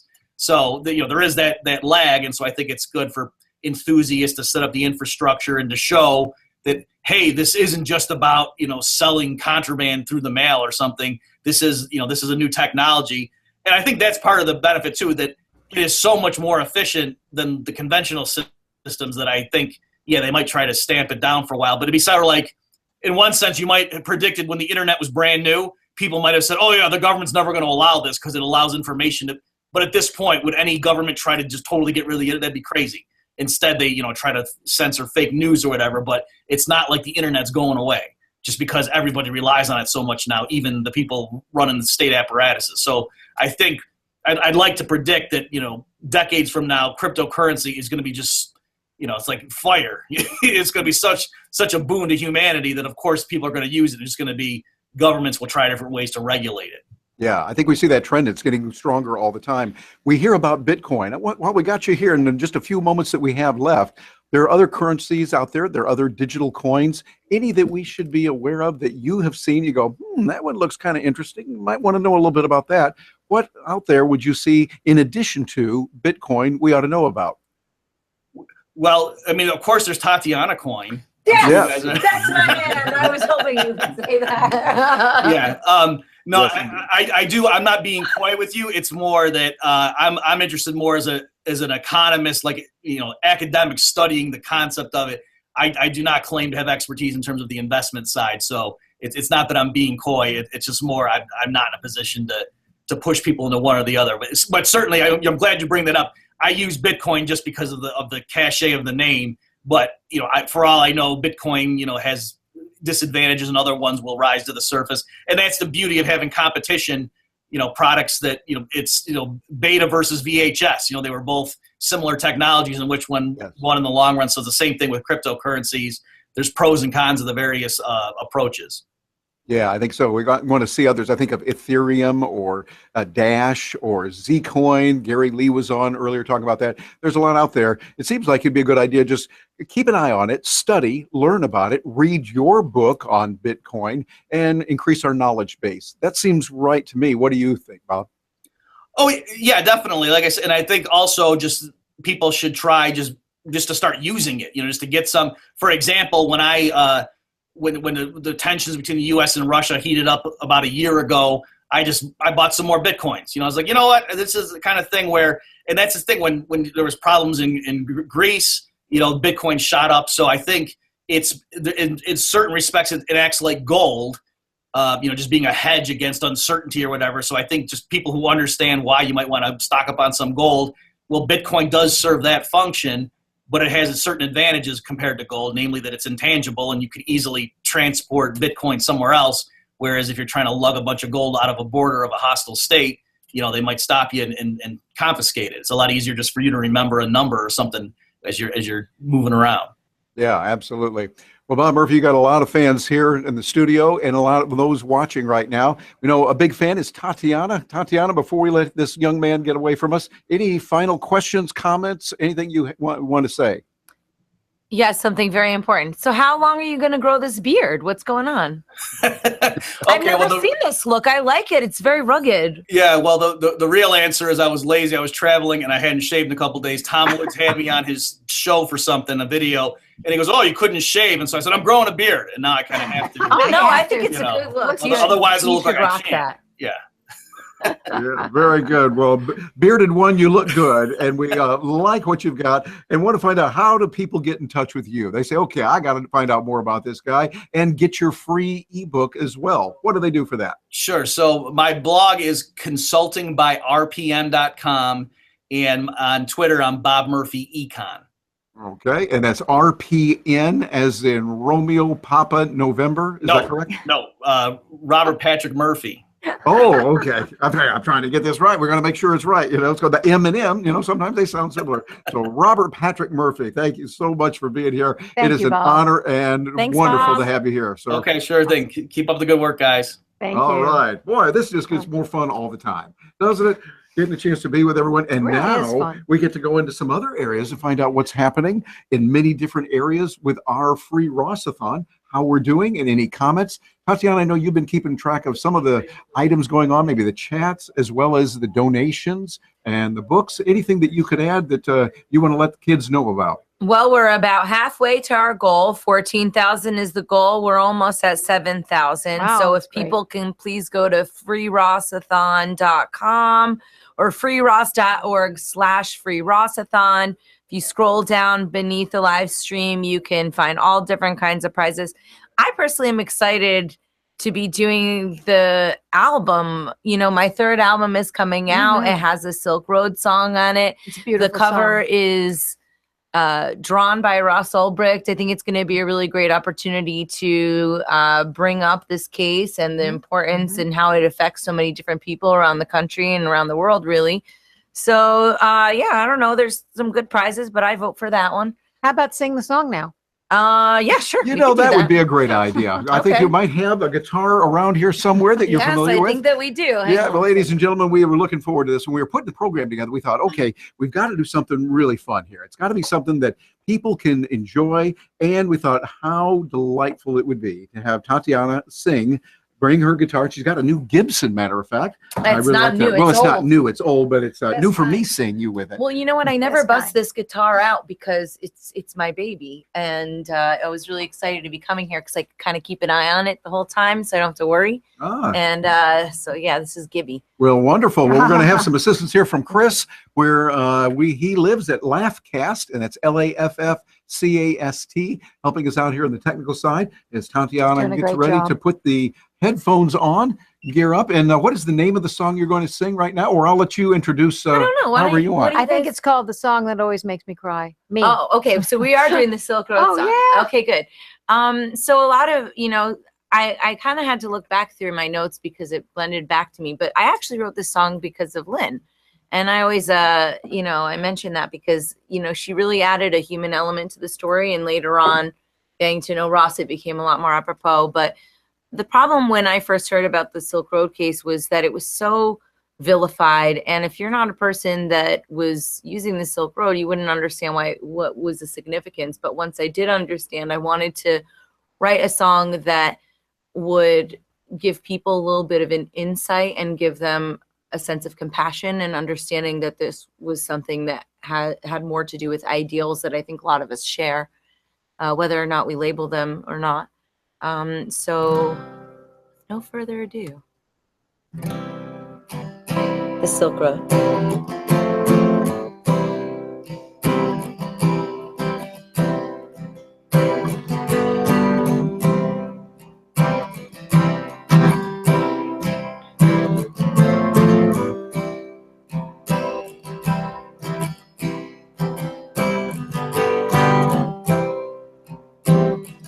There was a man who did the unspoken.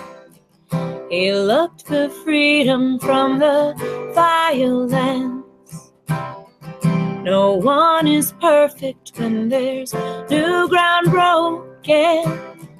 A mess is made and someone gets blamed. He had a dream of harmony, as you wish to live out your own. We cannot stand for this, cannot have you fall along the Silk Road.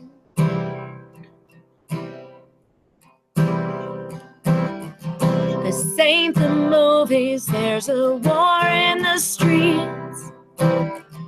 The innocent are in jail. We pray for justice and we wanna be free, and hope the truth will prevail. He had a dream of harmony, as you wish to live out your own. We cannot stand for this, cannot have you fall along the Silk Road.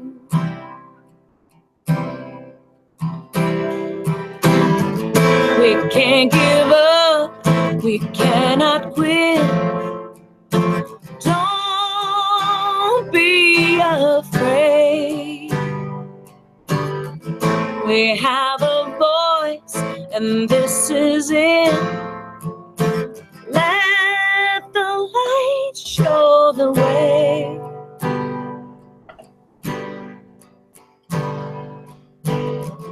He had a dream of harmony, as we wish to live out our own. We cannot stand for this, cannot have you fall along the Silk Road. We cannot stand for this, cannot have you fall along the Silk Road. Always beautiful. Thank you. So yes, that song will be out on the new record, and I really am looking forward to telling more people beyond our community about the story of the Silk Road and about the injustice with Ross's case, because it really doesn't just apply to that. It applies to so many different people, and this has been a wonderful opportunity, even in the light of such tragedy, to learn more about it. And you kind of have to look it in the eye and you have to face it. It's not pleasant to think about all of those people that are in jail. It's not pleasant to think about all the injustice. But if we don't start talking about it, and if we don't start telling others about it, and we don't stop, we have to put our foot down and we have to demand some different changes, because what's going on is barbaric, it's unjust, and that's not what America. As I've evolved in my political leanings and my philosophical leanings, right, I lean a little bit more toward anarchism, and I don't really like that pride in a country, because I think that's a little bit counterproductive. But there are some things about American values that are really unique to this country and are really beautiful. And even though we're not necessarily getting to experience the freedom that we talk about to everybody, we are that bastion of hope for people even now. And to see that being robbed from us is just something that I find intolerable. And I'm happy to have music that I can write that reflects that. When I was a little girl, my mom would always play music from the 60s and 70s songwriters, and I would think, man, I wish I was a hippie. That was a great time. And I was so disappointed in my own generation that I didn't have a cause. And little did I know that we would be at this sort of crossroads in history like we are right now, and that I would have an opportunity to play a small part. And it's been incredible getting to know everybody, everybody that's working on this, everybody that's donated and contributed to the freeross.org site. And, the people at home that are listening, that are sharing, not everybody has to be in front of the camera, but people are talking about it and they're spreading the message. And I think that's just wonderful. So I just want to say thank you, everyone, for allowing me to be a part of this. And thank you for joining me on this. So, Tatiana, you've been such a great support and freedom fighter and wonderful person. Thank you. Well, Thank it's been, you. And you're such a big heart. I mean, you care so much about me and Ross and our family. And your family is so remarkable. It's really, Callie is such a star. She's so lovely and warm, and we've gotten along. And Kim, your sister, we've spent a lot of time together. Kirk, we hung out at the jail last time. And Lynn and I have spent so much time together. So, I couldn't possibly look away. And yes. Ross. Well, Ross. Ross, and we're Ross proud about is him. exceptional. That's for sure. Yeah. So. Okay. Yeah. Well, anyway. And Tatiana, I want to Thank you. say I also, we appreciate really that. appreciate you and what you've done. I've worked with you here on the team, and you have really gone over and above the call of duty. We appreciate it. And I've seen you as you travel around the world. I know just recently in the last few weeks, you've been in Argentina, you've been in Germany and London. We saw each other in Amsterdam for Steamfest. You're doing a great job, and you're living the life that so many people want. If you're watching this right now and you're thinking, I want to do more in my life, I want to live liberty and freedom, Tatiana is a person you want to follow. Tatiana, I'm going to put you on the spot a little bit here. If somebody says, I want to know more about you, I want to get some of your music, I want to find out about it, how do they get in touch with you? If they go to TatianaMoroz.com, they can find all the information, and they can find out about Tatiana Coin. I'm really excited about the new album and the idea that artists can create their own cryptocurrency, because one of the reasons why I think we don't have any anti-war music is because artists are dependent on record labels to fund them. And when you're getting your money from somebody else, they tell you what you have to say, and they tell you what you can sing. And I feel like our generation is being robbed of vital messages that can shape our culture. So for me, it's very important to give artists back control over their art, give them freedom, and help them, more importantly, communicate and build communities around their music and that culture. Very good. Well, as they would say over in Amsterdam, where you and I were recently, dank u wel. Thank you. I wish I Appreciate learned that it. while I was there. All right. And we are having even more fun all the time. And it keeps going because you're in the Ross-a-Thon right now. Those of you joining us, and we are continuing on, going until 10 o'clock tonight. Eastern time. It's only, let's see, 7:26, and we have a guest coming up. I'm looking forward to hearing me from. too. Wonderful man who's interviewed me twice and really gets the big picture, to say the least. Yeah. Very eloquent man. Yeah. Very good. His name is David Knight, and he's joining us from InfoWars. These are the people you see on the internet, and they are out there spreading a word, a message that is extraordinarily important. And matter of fact, we've got a couple minutes here before the time he's slated to come on, but he's here early, as a professional will do, and he's standing by. David Knight, thanks for joining us. Hi, David. Well, thank you. Can you hear me all right? We're hearing you just fine. Okay, and how's our audio coming through for you? Very good. I just wanted to say to the audience, you know, when we look at this from a historical perspective, I think about Martin Niemöller, who said famously about Adolf Hitler's Germany, you know, first they came for this group and it wasn't me, so I didn't do anything about it. You know, first they came for Ross. And if you don't do something about it, one day they're going to come for you. And you're going to find there's nobody to help you. And that's the thing that we all need to understand. I tweeted out earlier today, I said, you know, liberty is the one thing we can't have unless we give it to others. You need to think about the precedents that are being set here in this case against Ross. And you need to think about how our due process, how our legal system has been corrupted. At the heart of it is this war on drugs. And we have to understand this is yet another failed government prohibition program like alcohol prohibition. But I want all of our audience to think about it from the standpoint that when we had alcohol prohibition, number one, they didn't come after the end users. They went after the guys who are running the operations, the Al Capones, whatever. That's something that's very different about this. We've seen this go on, even though it has failed, we've seen it go on for more than 40 years without any abatement. And it's given us things like no-knock raids with SWAT teams, our complete shredding of the Constitution when it comes to due process, and the fact that we've got these legal fictions like civil asset forfeiture. It's just amazing to me that we continue to put up with this, but it's going to continue, and it's metastasizing now to the internet. And that's what they did with Ross. They said, well, because of drugs, we can do whatever we want to, and we don't have to follow due process. That is so incredibly dangerous. People just need to understand what that's about. And one more thing I want to tell people. Many of us who are libertarians like to focus on history, on the Constitution. Think about the fact that when they did alcohol prohibition, we've got two amendments to the Constitution out of only 20 some odd amendments. And those both have to do with alcohol prohibition. They needed to amend the Constitution so they could prohibit alcohol. And then they had another one to take that away. Where is the amendment that would criminalize and prohibit, let's say, marijuana or cocaine or any of these other drugs? See, we've gone to a situation where everything is prohibited by the government unless they explicitly authorize it. That's completely upside down from the Constitution. And when we allow this kind of stuff to happen, it just continues to get worse. We see the SWAT team raids, and now we see the raids on the internet. And it's not just Ross. It's like Kim.com, where they're coming after people who have websites. And they say, well, because somebody did something on your website that we think is criminal, now we're going to come after you. We're going to take down your business without any authorization. We're going to put you in jail for multiple lifetime sentences. It's absolutely amazing what I've seen in this case against Ross. And people need to understand your life is on the line as well. It's not just Ross's life that's being destroyed. They will come after you. Yes, David, you're making some very good points, and we agree with what you're saying. And it's very important. Lynn, any ideas or comments you have? Well, yeah, and actually, David and I discussed this on his show, is, again, conservatives often are like, oh, drugs, you know, they're all bad, and I want to think about the drug war. The drug war is not about drugs. The drug war, obviously, because people are still using drugs after over 40 years and over $1 trillion. It's about government expansion and intrusion.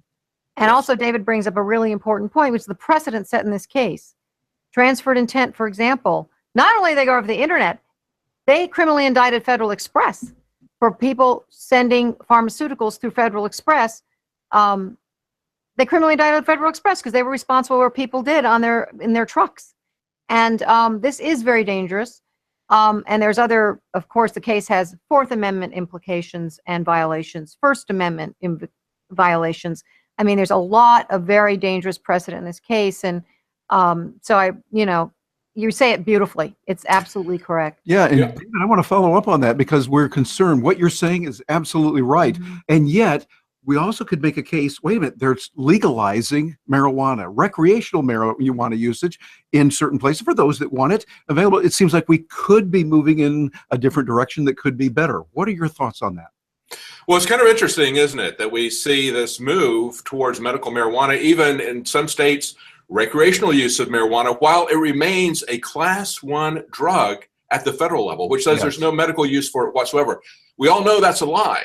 And we know that because we've got a couple of dozen states who've already said, no, it does have medical use. So it shouldn't be a Class 1 drug to start with. But when we talk about the different schedules, this is another thing. When you talk to conservatives, you need to emphasize to them, as Lynn pointed out, a lot of conservatives say, well, I don't like drugs, so I'm going to allow the government to do whatever they say is necessary to stop it, even though it hasn't worked for 40 some odd years. What they need to understand is that these schedules that we have, schedules 1 through 4, those were created verbatim by the United Nations in 1961, 10 years before Richard Nixon declared war on drugs and enacted a UN agenda verbatim. All the drugs already in the schedules. That was created by the United Nations, not by the American DEA, not even by Richard Nixon. That war on drugs is a global war created by the United Nations. And so when you talk to conservatives, you need to talk to them about the Constitution. Say, where's the amendment to take this away? We had it for alcohol. Why don't we have it for any of these substances? Why is it that we're allowing the United Nations to set up a globalist agenda to take this stuff away? So I think those are some things that will resonate with them, even though they can't get their head around the fact that they think they can solve this problem with force. Not, as people have said, when you see every problem as a nail, you try to attack it with a hammer. And this is not the way we need to attack the issue of drugs. It's an absolute failure. We got people locked up for lifetimes, and we're having to pay the bill for that. To talk to the conservatives about that. Say, do you really want to pay to lock up nonviolent people who aren't a threat to anyone? So we have this conflict between the federal government and between reality, between the federal government and between state laws that is developing that I think is going to be very interesting. Now is a time that we need to push forward with these constitutional arguments. And when I see what happened to Ross, and I look at history again, going back to many of the people who left Europe, who left England to come here to America. Again, this is an argument you can make to conservatives. A lot of them came here for religious freedom. That's part of our First Amendment. First thing they were concerned about was religious freedom, freedom of speech. And you had people like William Penn, who founded Pennsylvania. They were told they couldn't meet at that church because it was against the Church of England's laws. Everybody had to belong to the government church. So they met, they kept meeting there. They locked that church's doors, so they met on the steps. Wow. And when they did that, they locked up William Penn. This is before he came to America. They had a trial, and the jurors there said, I don't see that we see that he violated the law, but I don't see that he did anything wrong. And so that's when jury nullification began. And what the judge did was, because the jury let him go, they had to let William Penn go, but what they did was the judge took it out on the juror foreman and the assistant foreman. The foreman was Edward Bushnell. And he locked him up for a very long time, several weeks, until some people came out and said, show us the law that he violated when he freed William Penn. So that established jury nullification. We need to understand what our rights are as individuals so we don't get railroaded by these dishonest prosecutors like we had in the Ross case. So that established jury nullification, also established habeas corpus. They'll talk about the precedent for habeas corpus, but they don't want you to know about jury nullification. So that's one thing that we need to tell people. You have a right as a juror to stand up for the freedoms of your fellow citizen. That's what the juries are for. And in the case of Ross, we see these dishonest prosecutors withholding evidence, rigging the whole process at the court, and that's the place where the jurors need to say, no, you're not going to do that. Right. Yeah, definitely. Absolutely. We see we've got a chance to stand up and say things. So when you see the trend and many people saying, okay, we want legalization of marijuana for recreational use in states like Colorado, Washington, now California, et cetera, I don't think we're going to see that repealed. I think we're going to see it moving more and more. So my state of Florida, where they finally won the hard-fought battle of legalizing it for medical marijuana. Does it seem like we might go even farther, that we might see more freedom and liberty and a government reluctantly letting people do what they want with their own bodies? Well, I certainly hope so. I don't see that the government, the federal government and the UN can turn this back on marijuana. And I think that we can take that and we can show and expose the fraud of this whole war on drugs with the schedule, saying, look, here's something that you have put as the most dangerous drug, and it's not dangerous. It's not as dangerous as alcohol, and you don't have a constitutional authority to prohibit it, and your laws don't make any sense. So maybe we can start to wake people up to the failure of that whole mindset of prohibition, because I think what's going to happen, they're not going to be able to stop this wave of marijuana legalization. It's going to continue. What I hope that we'll see is that people understand the principles involved, so we don't see the DEA and this drug prohibition regime, the SWAT police, the police state, the surveillance state. I hope we don't see that continue and just move on to these other drugs like cocaine or heroin. They need to understand, and I've talked to law enforcement against prohibition, former police officers and prosecutors for the most part. Some of them are still serving, but most of them speak out after they retire. And they say, we understood that this absolutely did no good. As a matter of fact, it corrupted our legal system. It corrupted the cops. It corrupted the judges, and it threw a lot of nonviolent people in jail. So hopefully we're going to understand that prohibition itself is the problem, but I don't see that they're going to be able to solve this on marijuana. Marijuana is something they can't put back into the box it's out. Yeah, that is a good thing. And matter of fact, here on our free Ross-a-Thon today, we had Neil Franklin, we had Barry Cooper, both of whom are former police officers and now are fighting to help people move in that direction. Do you see others moving in that direction and possibly embracing that? Lynn, I'm wondering if you have any ideas on that as well. Oh, well, I was going to say something different, but okay. I feel like Ross's case is also not only about drugs at all. And I think David touched on it. The violations of his rights and his due process rights in the trial are a big concern to me, just as a citizen, and should be to everyone, because as I said before, fair trials are a pillar of our liberty, and this was not a fair trial. And as he was talking about prosecutors, and Judge Kaczynski of the Ninth Circuit has written about how it's an epidemic that prosecutors ignore the Brady Bill, that rule, that there's all of these violations, and we're losing our protections through, and the sensationalizing of, oh, we'll keep you safe. Oh, it's drugs. And people need to see past that to what's really going on, because we're losing our freedom. And that's what David says so well. Yeah, we're seeing it moving in that direction and wondering what the direction is if there are police officers doing that. David, what are your thoughts on that? Well, that's right, Lynn. It is bigger than drugs. I started talking about drugs because it's part of this particular case and because where a lot of this stuff began.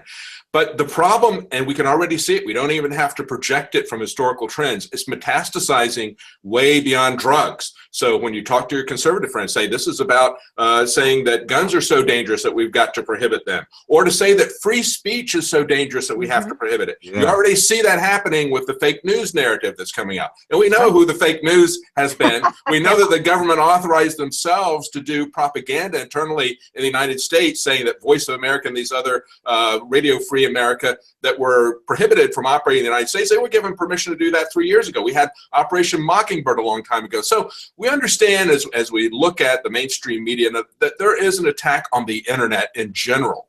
And this whole case with Silk Road falls into that. And so they're using the methods of prohibition. It's a tactic that they use. But we understand that their whole strategy is one of a police state, of a surveillance state, of shutting down our due process rights. So we need to understand historically where our rights came from. We need to understand the importance of them, and we need to push back against specific high-profile cases like Ross's case here. That's a very important high-profile case that illustrates how they are metastasizing this cancer of authoritarianism far beyond the war on drugs where it began. And we need to start reclaiming our liberties, and part of that is understanding what our rights as jurors are and changing that process, understanding the corruption in the legal system. In Ross's case, is a very good case for people to start looking at how corrupt our justice system has become, regardless of how they justify it, how it got that way. I was just throwing out some things there that you can talk to people who are conservatives about, get them to see the bigger picture, because now the picture is getting much bigger. They're pulling in all different types of things, and Ross's case is one of those examples of how they're pulling it in from all these different areas they've not touched before. Yeah, exactly. We're hoping it can be used as a spotlight on these issues, you know, because of the high profile nature. I think it's exactly right. It could shine a light on some of this as an example. Yeah. David Knight, thank you so much for being with us. Great words of insight. We could keep you on for another 45 hours. Well, thank you so much. And I just want to encourage people to donate to the free Ross-a-Thon. It is really a good cause, and you are donating to your future freedom as well. It's not just for Ross, it's for you as well. Yes, thank you, sir. We appreciate it. And someone says, hey, I want to find out more about David Knight. I like what this guy's got to say. What do we do to get in touch with you? You can follow me on Twitter at Libertarian, and that's my handle on Twitter. Also, you can find me on InfoWars. You'll see my reports, mostly on Alex Jones's YouTube channel. You'll find my reports there from time to time. I'm also on the Nightly News, which is a subscription service. Prison Planet TV is where you can get subscriptions. I also guest host for Alex when he's not here today. I did part of the show. He's out of town today, so I'm sure he would have loved to have been part of this, but he's out of the office today. So yeah, thank you. But you can find it, and I'll link to my reports if you look at me on Twitter at Libertarian. That's my handle there. Thank you. Libertarian. Thank you. I like that. Yeah. David, thank you, sir. We appreciate you being with us. Thank you. All righty, great. Well, this is Free Ross-a-Thon. We're continuing forward with lots of good, and I always like to find out the pulse of what's happening out there on the calls and connections and chats and things like that. Jim, give us some information on what's happening there and what's going on now, please. While I was browsing the chat, we've got a lot of comments about jury nullification, which I'm really glad David covered. That's, I think, a very interesting topic that people need to understand. And it's one of our defense mechanisms against the drug war. A lot of comments about Tatiana. Everybody's, you have a beautiful voice, Tatiana. Love Tatiana's voice. So you have getting a lot of love in there, Tatiana. We also have just a lot of comments like, I stand with heroic Ross Ulbricht and his amazing mother. Obviously, this is a sentiment that we all share. We have Elizabeth says, freeing Ross is freeing all of us. It's definitely the truth. So let's keep those comments going. Really appreciate that. Yep. Tatiana, we love you. Appreciate what you're doing. Any comments that you want to give on what you see happening? Well, I was just looking at somebody leaving a comment online. Chris Lopez is having a birthday party with, I think, the birthday boy, Winter K. Trabix. So happy birthday. Yes, indeed. And good way to celebrate your freedom with us. That's right. And we want to celebrate the freedom also of Jim Babb here. It's his birthday, and we are glad to have him here with us as well. So we're all just in our heads. We won't do it out loud. In our heads, singing happy birthday to you and all of those wonderful things. Thanks for doing it and taking his time to do that. And now we get a chance to find out about what's going on in some wonderful areas of freedom and liberty with our next guest, who is Matt Phillips. Matt Phillips joins us now, and I don't know exactly where he's coming from, but Matt, welcome aboard. We're glad to have you here. Thanks. It's great to be here. I'm really just so humbled to be included in this lineup. Adam Kokesh gave the epic poem, and then somebody followed up to say it's like going on after the guitar after Jimi Hendrix, and then of course Tatiana actually brings out her guitar. So forget it. I'm done. I'm out. No. Well, no, we're bringing you in. You are fully welcome here. We're glad to have you. So, and where are you tonight, by the way? I'm at home here in Bedford, New Hampshire. It's a suburb of Manchester. New Hampshire, of course, is the live free or die state. And I'm the president of the Free State Project. Earlier, you heard from Carla, who was the president for a long time until earlier this year. And I've taken up the reins from her and tried to fill her very large shoes. So I mean, I guess let me just maybe jump in with a little bit of background. I want to tell an anecdote about you first. Oh, yeah, sure, go ahead. I know what you're going to say. And also, Matt, along with Carla and PorcFest and Free State Project, have been so supportive, always, consistently. the first time I met Matt was my first time at Pork Fest, and that's when he wore a cowboy hat and had long hair. And anyway, he heard that, well, for me, I was short on money as usual, and I was bunking with 3 other people that were young enough to be my grandkids, I think. But anyway, that was fine. But he said, no, you need your own room. And he sprung for a room for me. I mean, it was so nice and so generous. And I just always remembered that.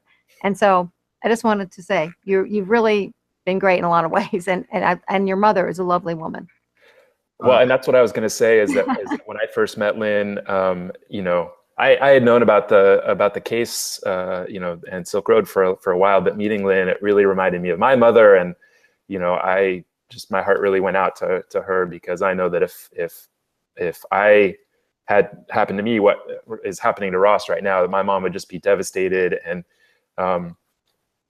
that was something that was really interesting, I think, that you and I got to do at PorkFest this year, was we got to sit down and talk a little bit about you. There's so much focus on Ross and all the intricacies of the case and the technicalities of Bitcoin and all of that. And I really wanted to find out, how are you holding up? How do you get up in the morning? How do you stay motivated? I know that this is super depressing for a lot of us, that this is even happening, that we have to fight against this. And it just must be so hard for you.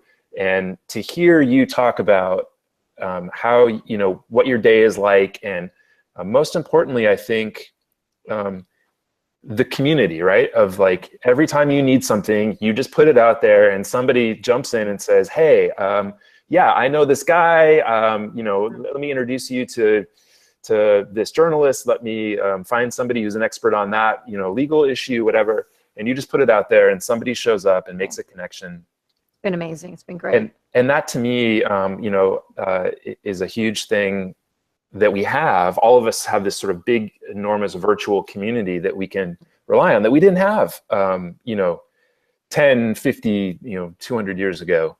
And the same technology that Ross was using to try and innovate and to make life safer for so many people is the same technology that we're using today to connect to each other and to help fight this system. And I think that I try to have like an optimistic view about where this is all going, and in the face of this this tragedy and this travesty of justice. So that was really a great thing, I think, that we got to do, and I want to share that message with everybody.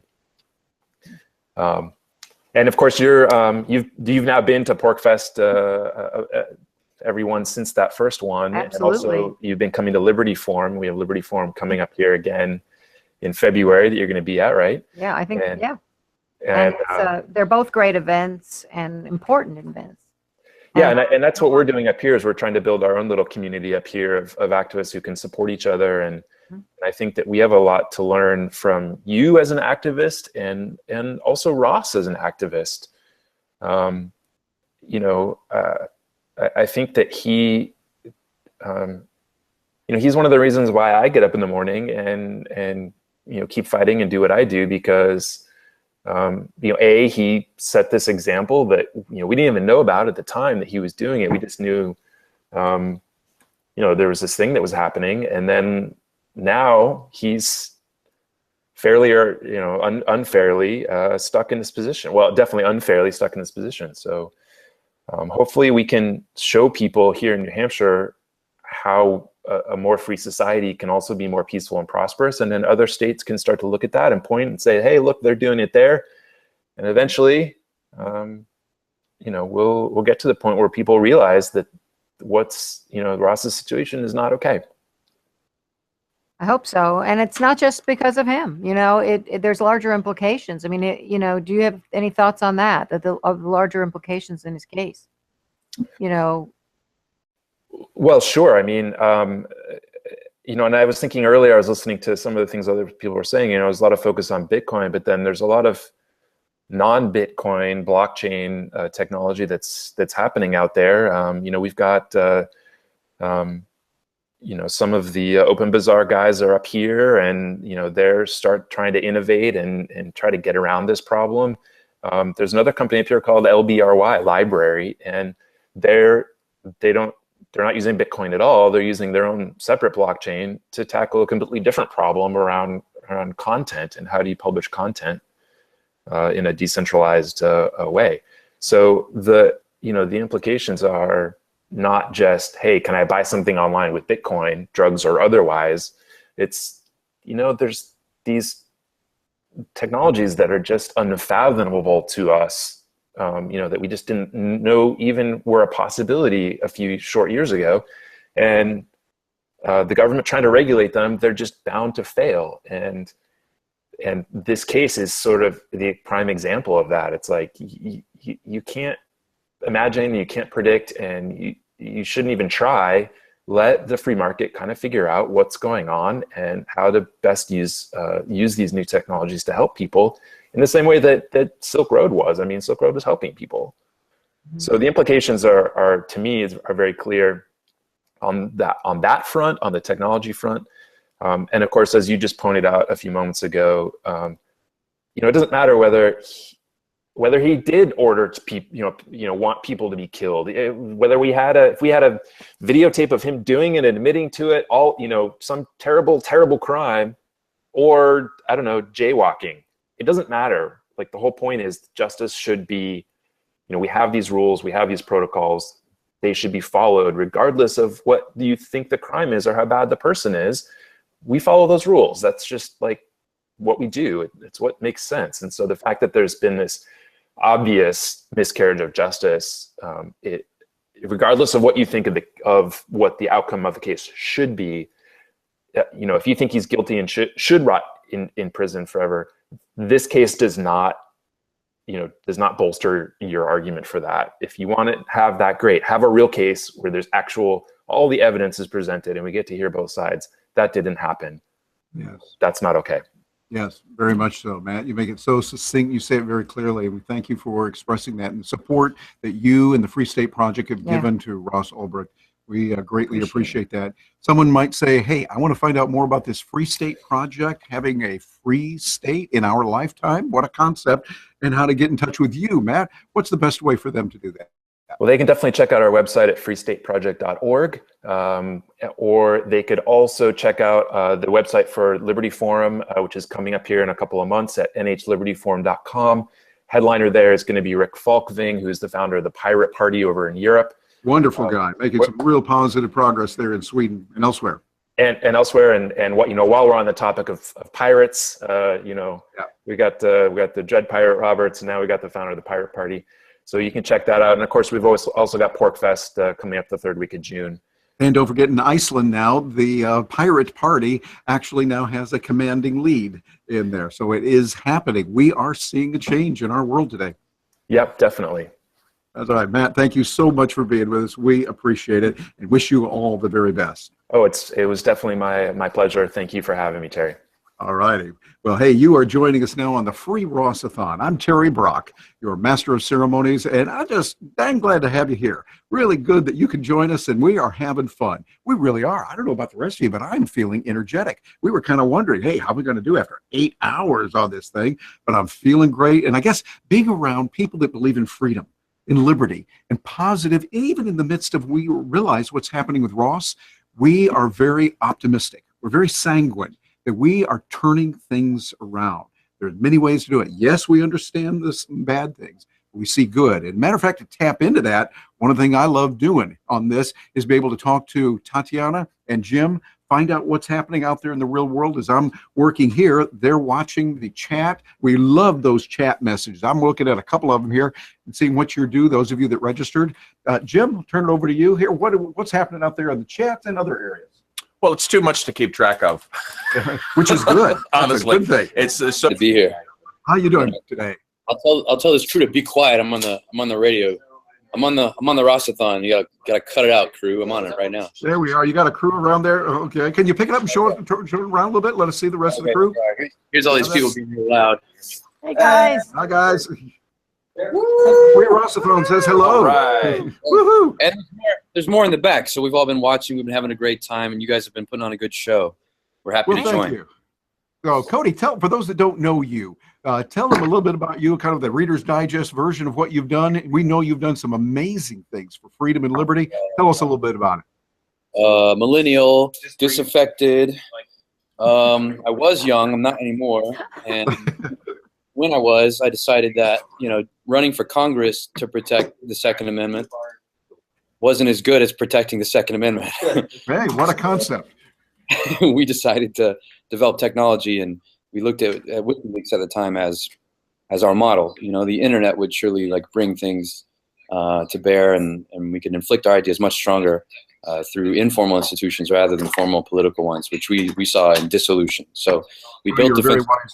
Has helped me a lot, and he seems like a really tough guy, and he is, but he's also a very sweet person. He really is. So I like to embarrass him like that. But no, he really is. And so anyway, I just wanted to say that. Thank him. Well, thank you, Cody. I thank you. When we started work, can you guys still hear me? Yes, we're hearing you just fine now. When we started working with Lynn and the Free Ross Legal Defense Fund, we recognized that there were going to be no major foundations that wanted to support Ross, at least right off the bat. And so we did our very best to organize a company that could help Ross and identify him as a political prisoner in some official way. And so we petitioned the IRS, and not exactly like the most liberty-minded thing to do, but we defined a class of American, let's say, political prisoner as our charitable class, and we were able to build a nonprofit that could support Ross's efforts, and this is called the American Black Cross. And among the many things Ross has inspired people to do, Ross has now helped build an organization which we think will not only help him, but will help political prisoners to come, and we're already seeing some dividends from this. Yeah, that's great. And to make clear, it's not just for Ross, it's for other prisoners as well, and other efforts, and it's a great cause. That's right. Obviously, if Ross was the inspiration, he's certainly not the end of this organization. We've been able to define a whole charitable class. And Ross is among the first people that actually define under our charitable activities as someone worthy of the support of an organization like this. So, with informal work like your guys and with our work in the Great Tell, we're really putting the pressure on, and we're doing things that haven't been done before in official channels. Yeah, and since it's now getting towards the end of the year, and this is 501c3, it's a good opportunity to support this really good cause at a tax-deductible way. Ross, when we saw that Ross was arrested, we realized he was one of us. And there was all kinds of, who could guess what this guy was? But when we saw he was just one of us, and worse, he was from Austin. He was from our backyard. My engineer at the time, John, went to school with him at Westlake. We realized this isn't some guy with an international network, right? This isn't some kingpin. This isn't some guy that's going to be able to call his buddies in an Italian government and bail him out, for weird diplomatic reasons. He's only got the liberty movement, best case scenario. And so we knew that if we didn't step up for him, if we didn't go meet his family, if we didn't put this stuff together and Bitcoin and raise the money from our own movement, if we couldn't embrace him, no one was going to. And that's always been my motivation entirely, simply to show that we are committed to the principles of our movement and that we won't desert really one of the heroes of our movement who put, who tried to bring something beautiful into being and was inspired by the principles of liberty, the true principles of liberty. But and if they want to support Ross as well, with a tax-deductible donation, they're also encouraged to donate to the American Black Cross. And I want to say, before I leave, if you can still see me. Can you still see me? Yes, we can.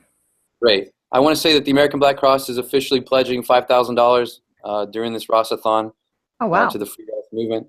And we couldn't be more pleased to donate to you. So please add it to your account. Wow. 5,000. We'd like to Thank you so much. We greatly appreciate it. With that, we are inching closer to our goal very prominently. Thank you to the folks from Texas. Cody, that is great. Stunning. We really appreciate it. All right. Well, Lynn, what do you have to say? It honestly doesn't surprise me that much because Cody is that kind of guy.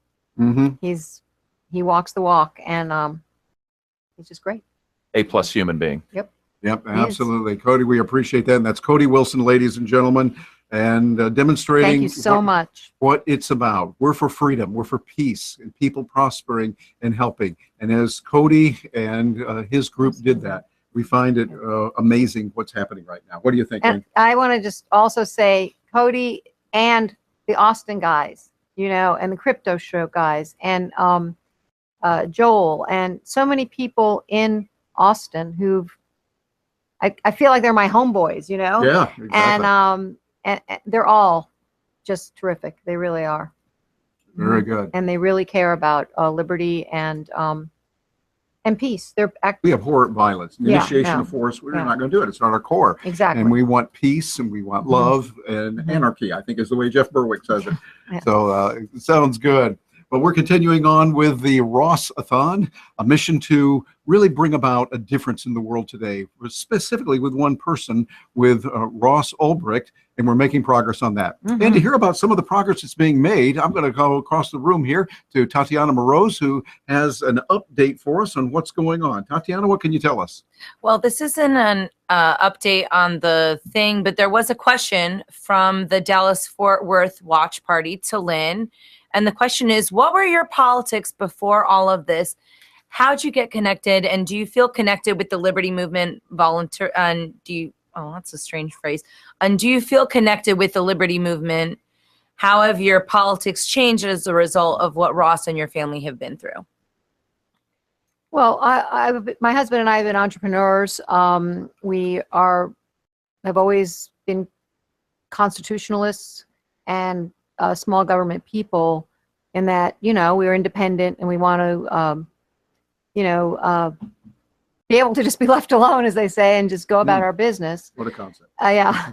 At the same, and so I would say that now I've had my eyes opened to really what the government is doing, how they operate, and what a threat it is to our freedoms. And this is, I was shocked, to be honest. I don't know why exactly, because it's not like I was a fan of big government, and I think Ron Paul was terrific, but seeing it up close and personal is different. And going to prison yourself is different. And when you actually see what is happening, and you actually witness a trial that is just jaw-dropping shocking at the suppression in that trial, and then you find out about more corruption of evidence and more corrupt agents just this week, and how this evidence, which is so vulnerable to being tampered with, is being used to put my son in prison for life, and now we have evidence that it's been tampered with. It's scary.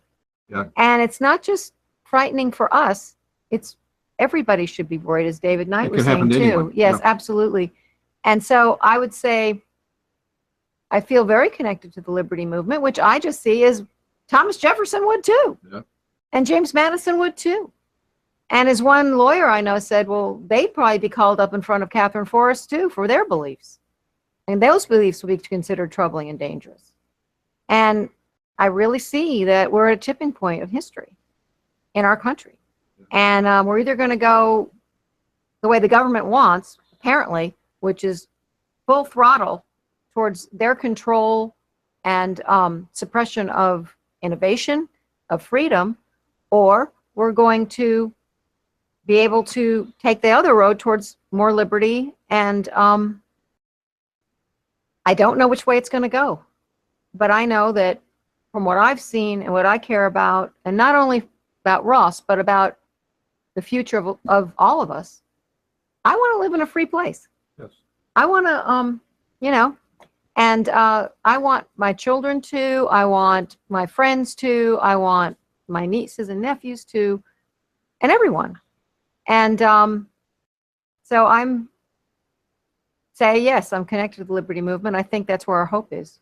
Yeah, absolutely. Well, then we are with you on behalf Thank of you. everyone. I think I could say we're firmly with you, with Kirk, and with your whole family. And this lady, ladies and gentlemen, I've had a chance to see her up close when we put this thing together. Yeah. She is outstanding, a magnificent professional. She knows her stuff and quality, and just an incredibly wonderful human being. Oh, Thank you, thank Lynn. you, Terry. Well, We feelings appreciate it. mutual. And the fact is, we've been able to pull together a team and be able to start making some difference and bring on some incredible presenters. And matter of fact, we have one right now standing by that is here to talk to us about freedom and liberty and what she is doing. And I believe it's Julia Turiansky is there. Julia, are you there for us? Walking away. Hey, is that baby crawling around? And I think you are muted right now. So can you talk to us? You're in. I think you might be in.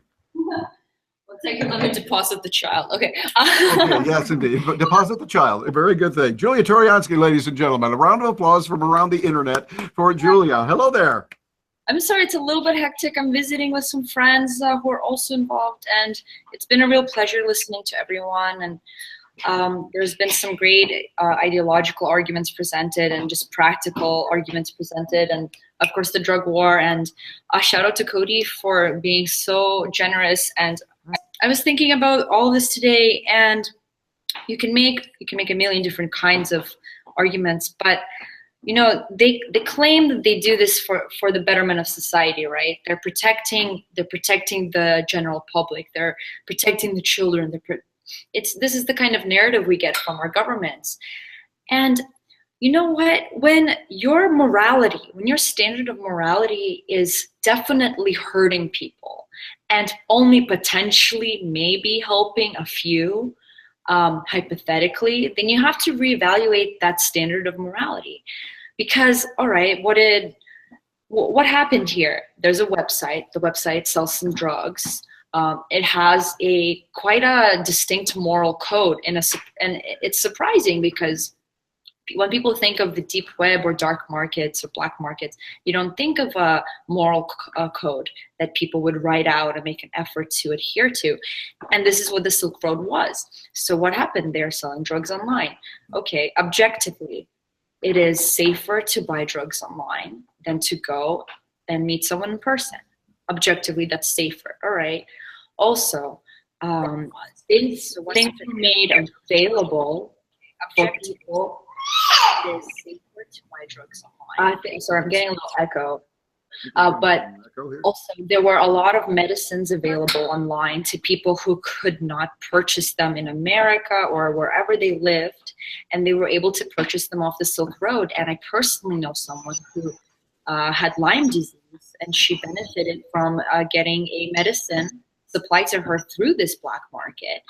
And I'm not going to claim that these kind of sales trumped Lyme disease, the pot sales or the Coke sales. But at the end of the day, you have to leave it to individual responsibility and liberty.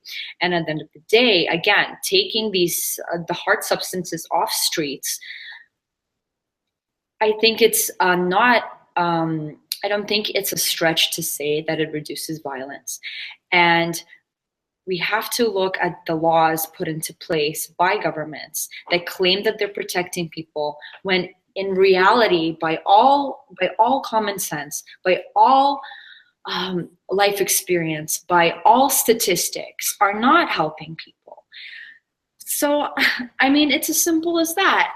Because at the end of the day, everyone is a human being, and we have to interact with each other, and we live in society, and our government's supposed to protect society and individuals. What do? They throw a guy in jail who wrote a moral code for a black market, which dominated the Silk Roads of the deep web. It dominated it. It had basically a monopoly on the markets online. And then they shut it down, and what happened? All the bad Silk Roads were left. That sold, child pornography, that sold stolen passports, that stolen credit cards, the things that actually directly, with malice or apathy, hurt people. They produced more suffering in the end. They did, and that's just a fact.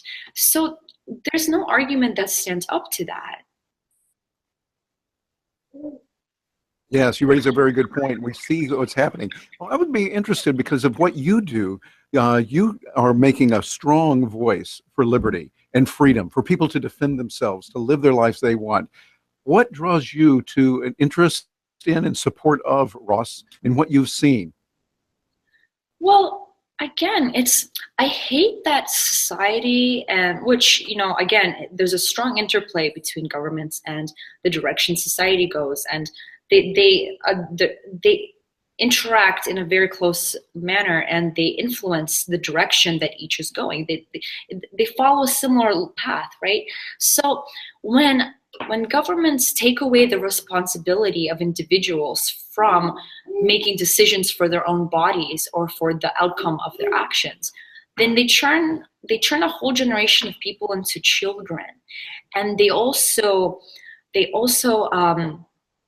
alleviate people from responsibility, which is really dangerous, because if you're raised with if you're told by society and by the laws that are acting in society that you are not responsible for yourself, that you're not responsible for your actions or your body, what you do, then people will actually, people who may have that bad streak to do amoral things may be more likely to do them, because they will be absolved of responsibility. Oh, well, it was the website's fault, it was society's fault, it was the legal systems. Like, it's not a good way for our citizens to grow up. Like, the guy that, if you overdose on a drug and the only people that are blamed are the producers of the drug, there's something wrong with society, because at the end of the day, nobody forced obviously there's a grander argument to be made. Yes, there's some neighborhoods that the stuff is just funneled into, but again, this is street drugs. Let's stick to online purchase of drugs. This is someone who sits down, thinks about the transaction, figures out how to use Bitcoin, buys a drug, has it shipped, waits a few days. It's not like when you go out to buy drugs on the street, it's a blink of an eye decision. Sometimes it's opportunistic. Sometimes it's like an hour ahead, you plan it.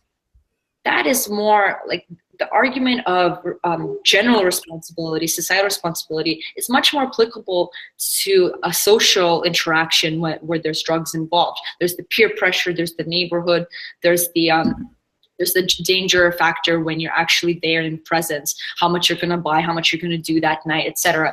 When you're purchasing something online, all the responsibility is on you. And if there's an overdose, you have to look at the person's history, mental state, family, support systems. And it's just taking responsibility away from the person is a detriment to the way that we live.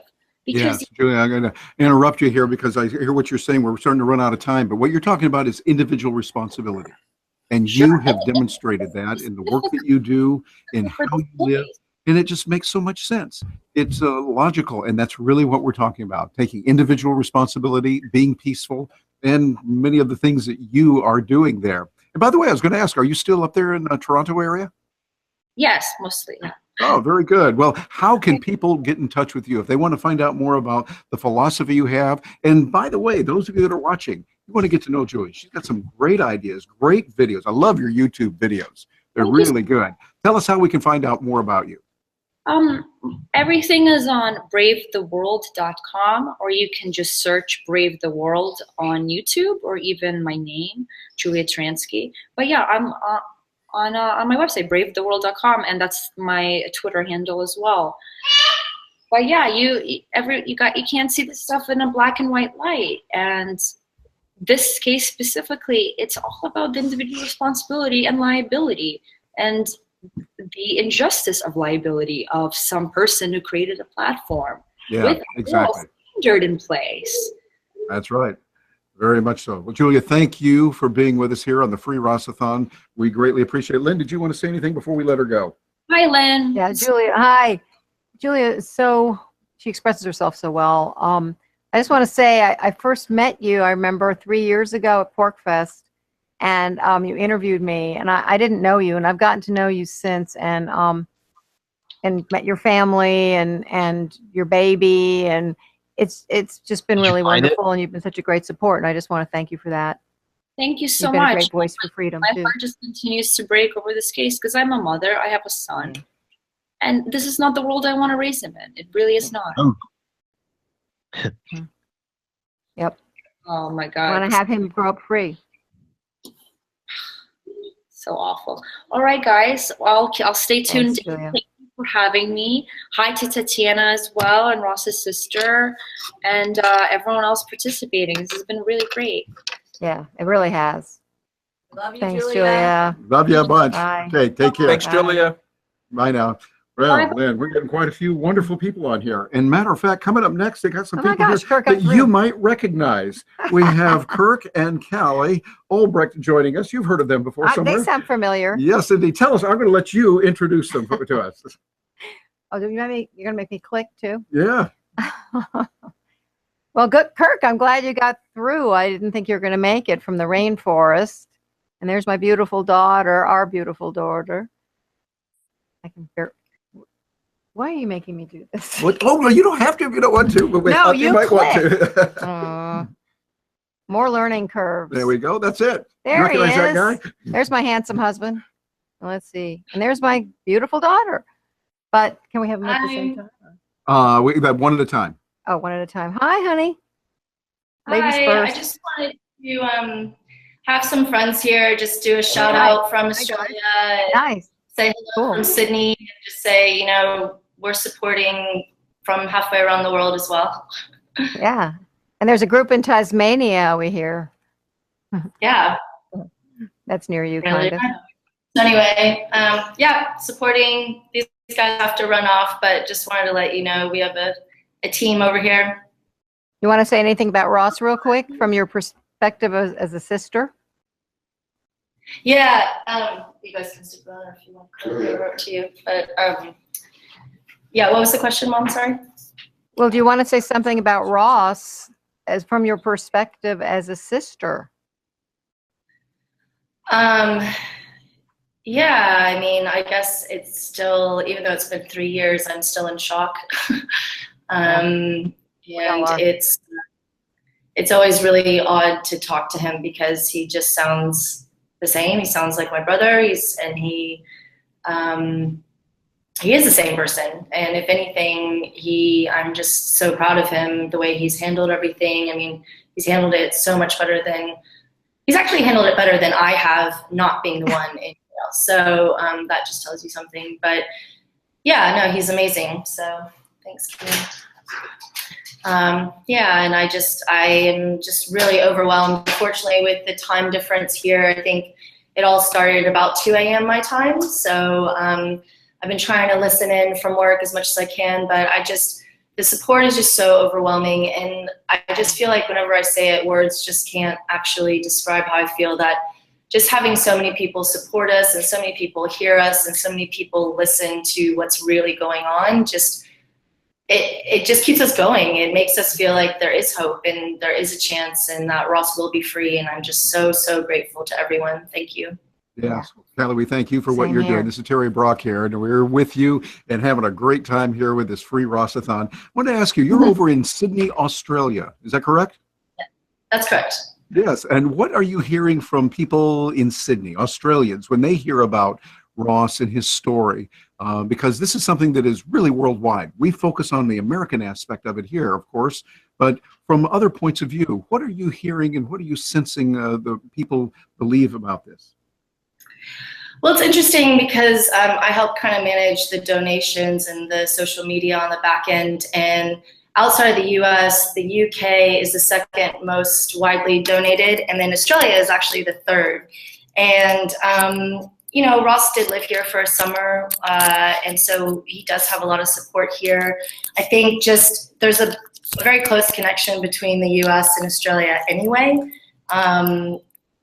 And, you know, like for example, everyone here has iPhones. Everyone here is very connected. Everyone here wants to get the live stream on TV shows from the US. So there's a lot of connection in that way. And, you know, when I let them know, yeah, your iPhone is basically you're being tracked and you're being monitored, and just because you're not an American citizen and just because you're outside the US doesn't mean that the US government can't access your information as well. And I think a lot of people are really shocked by that. And you know, it's one of those things, it's like, oh, well, gosh, that's horrible, but I really like having Google Maps, so I'm gonna keep using my iPhone. I have an iPhone, so, you know, it's one of those things that I think and that's the whole point of this, is to bring awareness to the situation outside of not only Ross, but the effect it's going to have and is having on everyone. Mm-hmm. Yeah. Anything We've else learned you a want- lot, haven't we, Callie, in the last 3 years? Yeah. And Kirk, we want to hear from you as well. I understand you're coming. And where are you? I think you're down in Costa Rica now. Is that correct? Yeah, and Kirk, you are muted right now. You might want to unmute yourself there so we can make sure we hear you.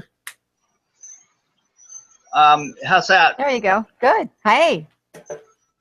Hi, guys. it. Hi. Yes, I'm in Costa Rica, in the rainforest, and it's pouring rain right now. And I'm so happy to be here with you all because at noon today, I lost my internet from the tower across the bay, and it just came back at 7:15 or no, at 7 o'clock it came back. So just a few I minutes don't know ago. if you can hear me or what the quality's like, can hear but you. I'm certainly happy to be here. Yes. Kirk's down there keeping our business going and keeping things running. It's for now and coming back soon, but it's a big job to keep things going off grid in the rainforest, keeping us supported, and the lawyers paid too. Yeah, exactly. You're doing that. And Kirk, we appreciate all that you're doing. We want you to know that there is outpouring today from around the world. People are cheering you on and saying, we're going to do something about this. This is why we're having the free Ross-a-Thon, and we're making a difference. And we want you to know that you, your family, are being supported, and lots of love coming your way today. And we're going to get that thank bill you, paid Terry. too. Matter of fact, I'm going to. I know that's. One thing. Oh, go ahead. What were you going to say? Thank you, and I know that's true. I just wish I had been able to see the Ross-a-Thon from the start, but anyway, we can proceed from now, right? That is correct. As a matter of fact, I want to keep you on the line, and I'm going to do something here. It's a little bit different what we've been doing because we have a very special announcement. One of the things we're doing today is encouraging people that say, I want to help somehow. I want to do something. Let me know if there's something they can do. Well, today they can. We've got a tangible way of making donations, and we've got an update on this. It's very significant and important. And Kirk, you can see your screen right now, correct, Kirk? Can you see us? I don't know if you can. Go ahead and I think it might not be. Well, here's what we're going to do. I'm going to have Jim Babb give us an updated report on the donations. I think we've got something significant here. Jim, talk to us. We are at 13,199. We're going to get it paid. All right. Yeah, that's incredible. That is. Oh my gosh, guys. That is good. Kelly, you see that? So grateful. Yeah, that's amazing. Oh my honestly. God, so good. Very good. So Jim, good. thank you for letting us know on that. So don't stop when we get to 14,000. We're There's more almost there. bills. We got a few other bills. This That's is just right. one printing bill, remember, not the cost of the appeal. Yeah, I wish. Yeah, I think we've lost Kirk. I think the internet connection Yeah. might have gone down there, but you'll get the message to him that we Oh, I got will. some money. There we go. And what we can do is have Callie. Callie, what do you think about that? We're close to our getting that major bill paid for. It's huge. I mean, it's, I don't know, lost for words. I mean, it's what I was hoping, and it was what I was, I knew that we could come together and make it happen, but it's taken a lot of hard work, and especially from you guys, a lot of man hours, a lot of time, a lot of ideas, and it's just amazing. And I know when Ross hears this, it's just going to boost him so much more, and it boosts us, and it's huge. It's awesome. It really is. Yeah, it's amazing. And I think what we're seeing is we're using it as a focus point to say, okay, let's do some good out of this. Out of all the bad that's happened, we're seeing good, and we're going to make it happen in peace, in peaceful living, value for value exchange, helping others, and people are coming together. I mean, I don't know how much of this you've been able to see, but since 2 o'clock in the afternoon here Eastern time, which would have been 6 a.m. I think your time, like right now it is 20 minutes till 9 here. It's probably about 20 minutes till 1 there in Sydney. Is that correct? Yeah, I'm just crying. I'm like, I'm so happy. It just Yes. really makes a difference. You know, it's like hearing all these people talk about how much it affects families, and you know, there's 2 million kids that have an incarcerated parent, and you know, and Ross isn't even my parent, he's my brother, and this has just really affected our whole family, and it's just so sad to see those kids in there, and it's going to have an effect on their lives, and this has affected us, and I'm an adult. And so it's just, I don't know, it's just overwhelming. It's just really awesome and amazing, and just want to say thank you. Oh, well, you are most welcome, and thank you for all that you do. And it looks like we have Kirk back. Kirk, I think you're there. We lost internet connection for a while. Looks like it might. No, are you, Kirk? Can you hear us? Are you there? Yes, I can hear you. Good. Well, I don't know if you heard it, but I'm going to share it again with you. Matter of fact, I'm going to let this young lady next to me share it with you. What's the good news that we have? We've raised $13,199. That bill is almost paid. Thus far, we still have time. Yeah. Fantastic. Isn't that That's great? wonderful. Oh my gosh, what a help, huh? Yeah, a major goal was to pay I'm that. so glad to hear that. Yep. I don't know if you guys can hear me. Yes, we can. I guess. Oh, you can. Good. You know, during my time on the air here, Ross asked me to share a story. Please. And so whenever that's appropriate. Now would be a good time. All right. This is a story from when Ross was a Boy Scout. And when he got old enough to do it, his troop decided to go to a high altitude camp in New Mexico, where it's kind of the Boy Scouts' holy grail. It's called Philmont Scout Ranch. Yes, familiar with that.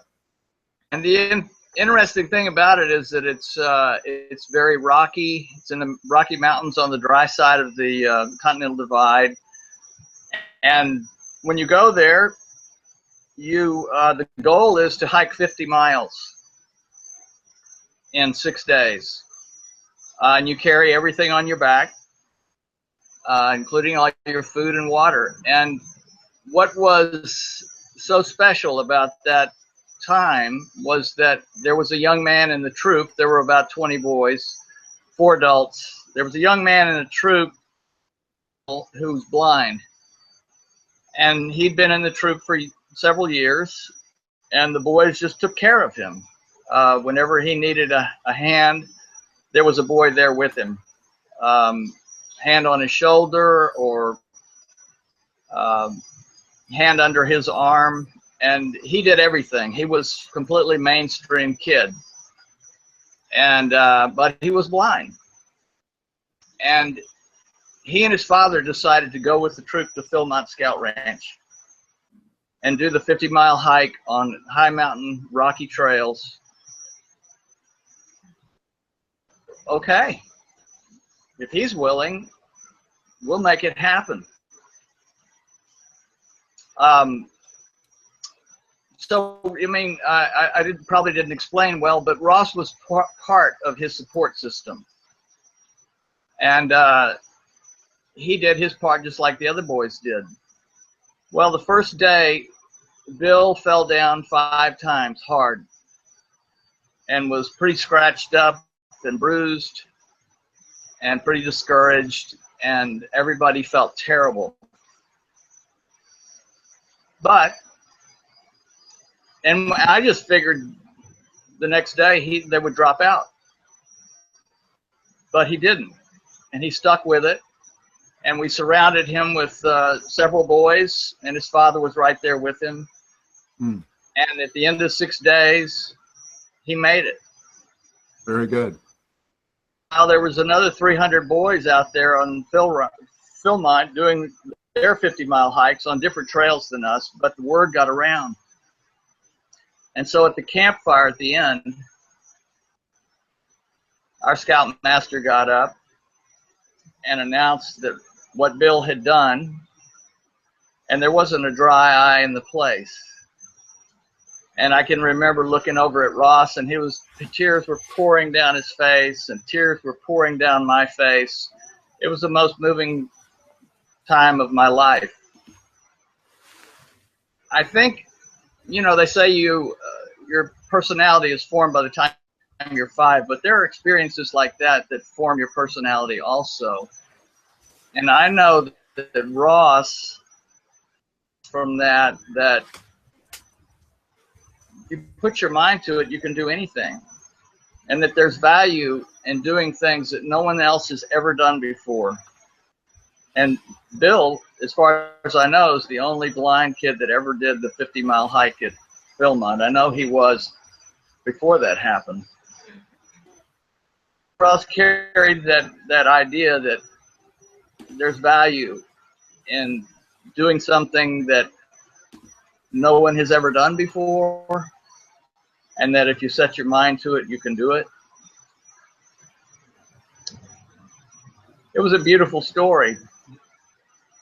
I mean, it was a beautiful experience that I had with Ross. Yeah, well, it says a lot about Ross. He cares about people. He has a lot of compassion. And to hear him described as some kind of heartless thug is such a disconnect for everyone who knows him. And in fact, there's 100 letters on our website by people who personally know Ross, including 4 inmates, who talk about his compassion, his caring. And that's who Ross is. Yeah. Not who you might read about in the media or hear from the government. That is who Ross is. And we know him. We're his family. And anyway, well, we got, you know, Kirk, next we're going to thank a bunch of volunteers, I think. Oh, no, Roger Vere's here. Well, Roger's on. And by the way, Awesome. Roger, hello there. We're Well, Kirk, glad to have you here. We're going to sign out because we're going to talk to Roger Vere, who is, as you know, has been an incredible supporter. And I think we have some others waiting for the 8:45 slot. And then Roger's here early for the 9 o'clock. Roger's in Japan. Let's do him first. How about that? Okay, we can do that. And you know how grateful we are to Roger. So yes, we're going to sign off and welcome Roger here. All right. Well, Kirk, Thanks, Callie, guys. thank you very much for joining us. We wish you the best, and glad we're making some very positive differences Bye, today. guys. Thank you all. And thank you, Roger. Thank you so very much for your support, Roger. All right, you bet. Okay, take care now. Bye now. Bye. Well, it just keeps getting better. Those people are great. You picked a good hubby, and you had a great daughter. We're glad that they could join us. That's marvelous. And we're going to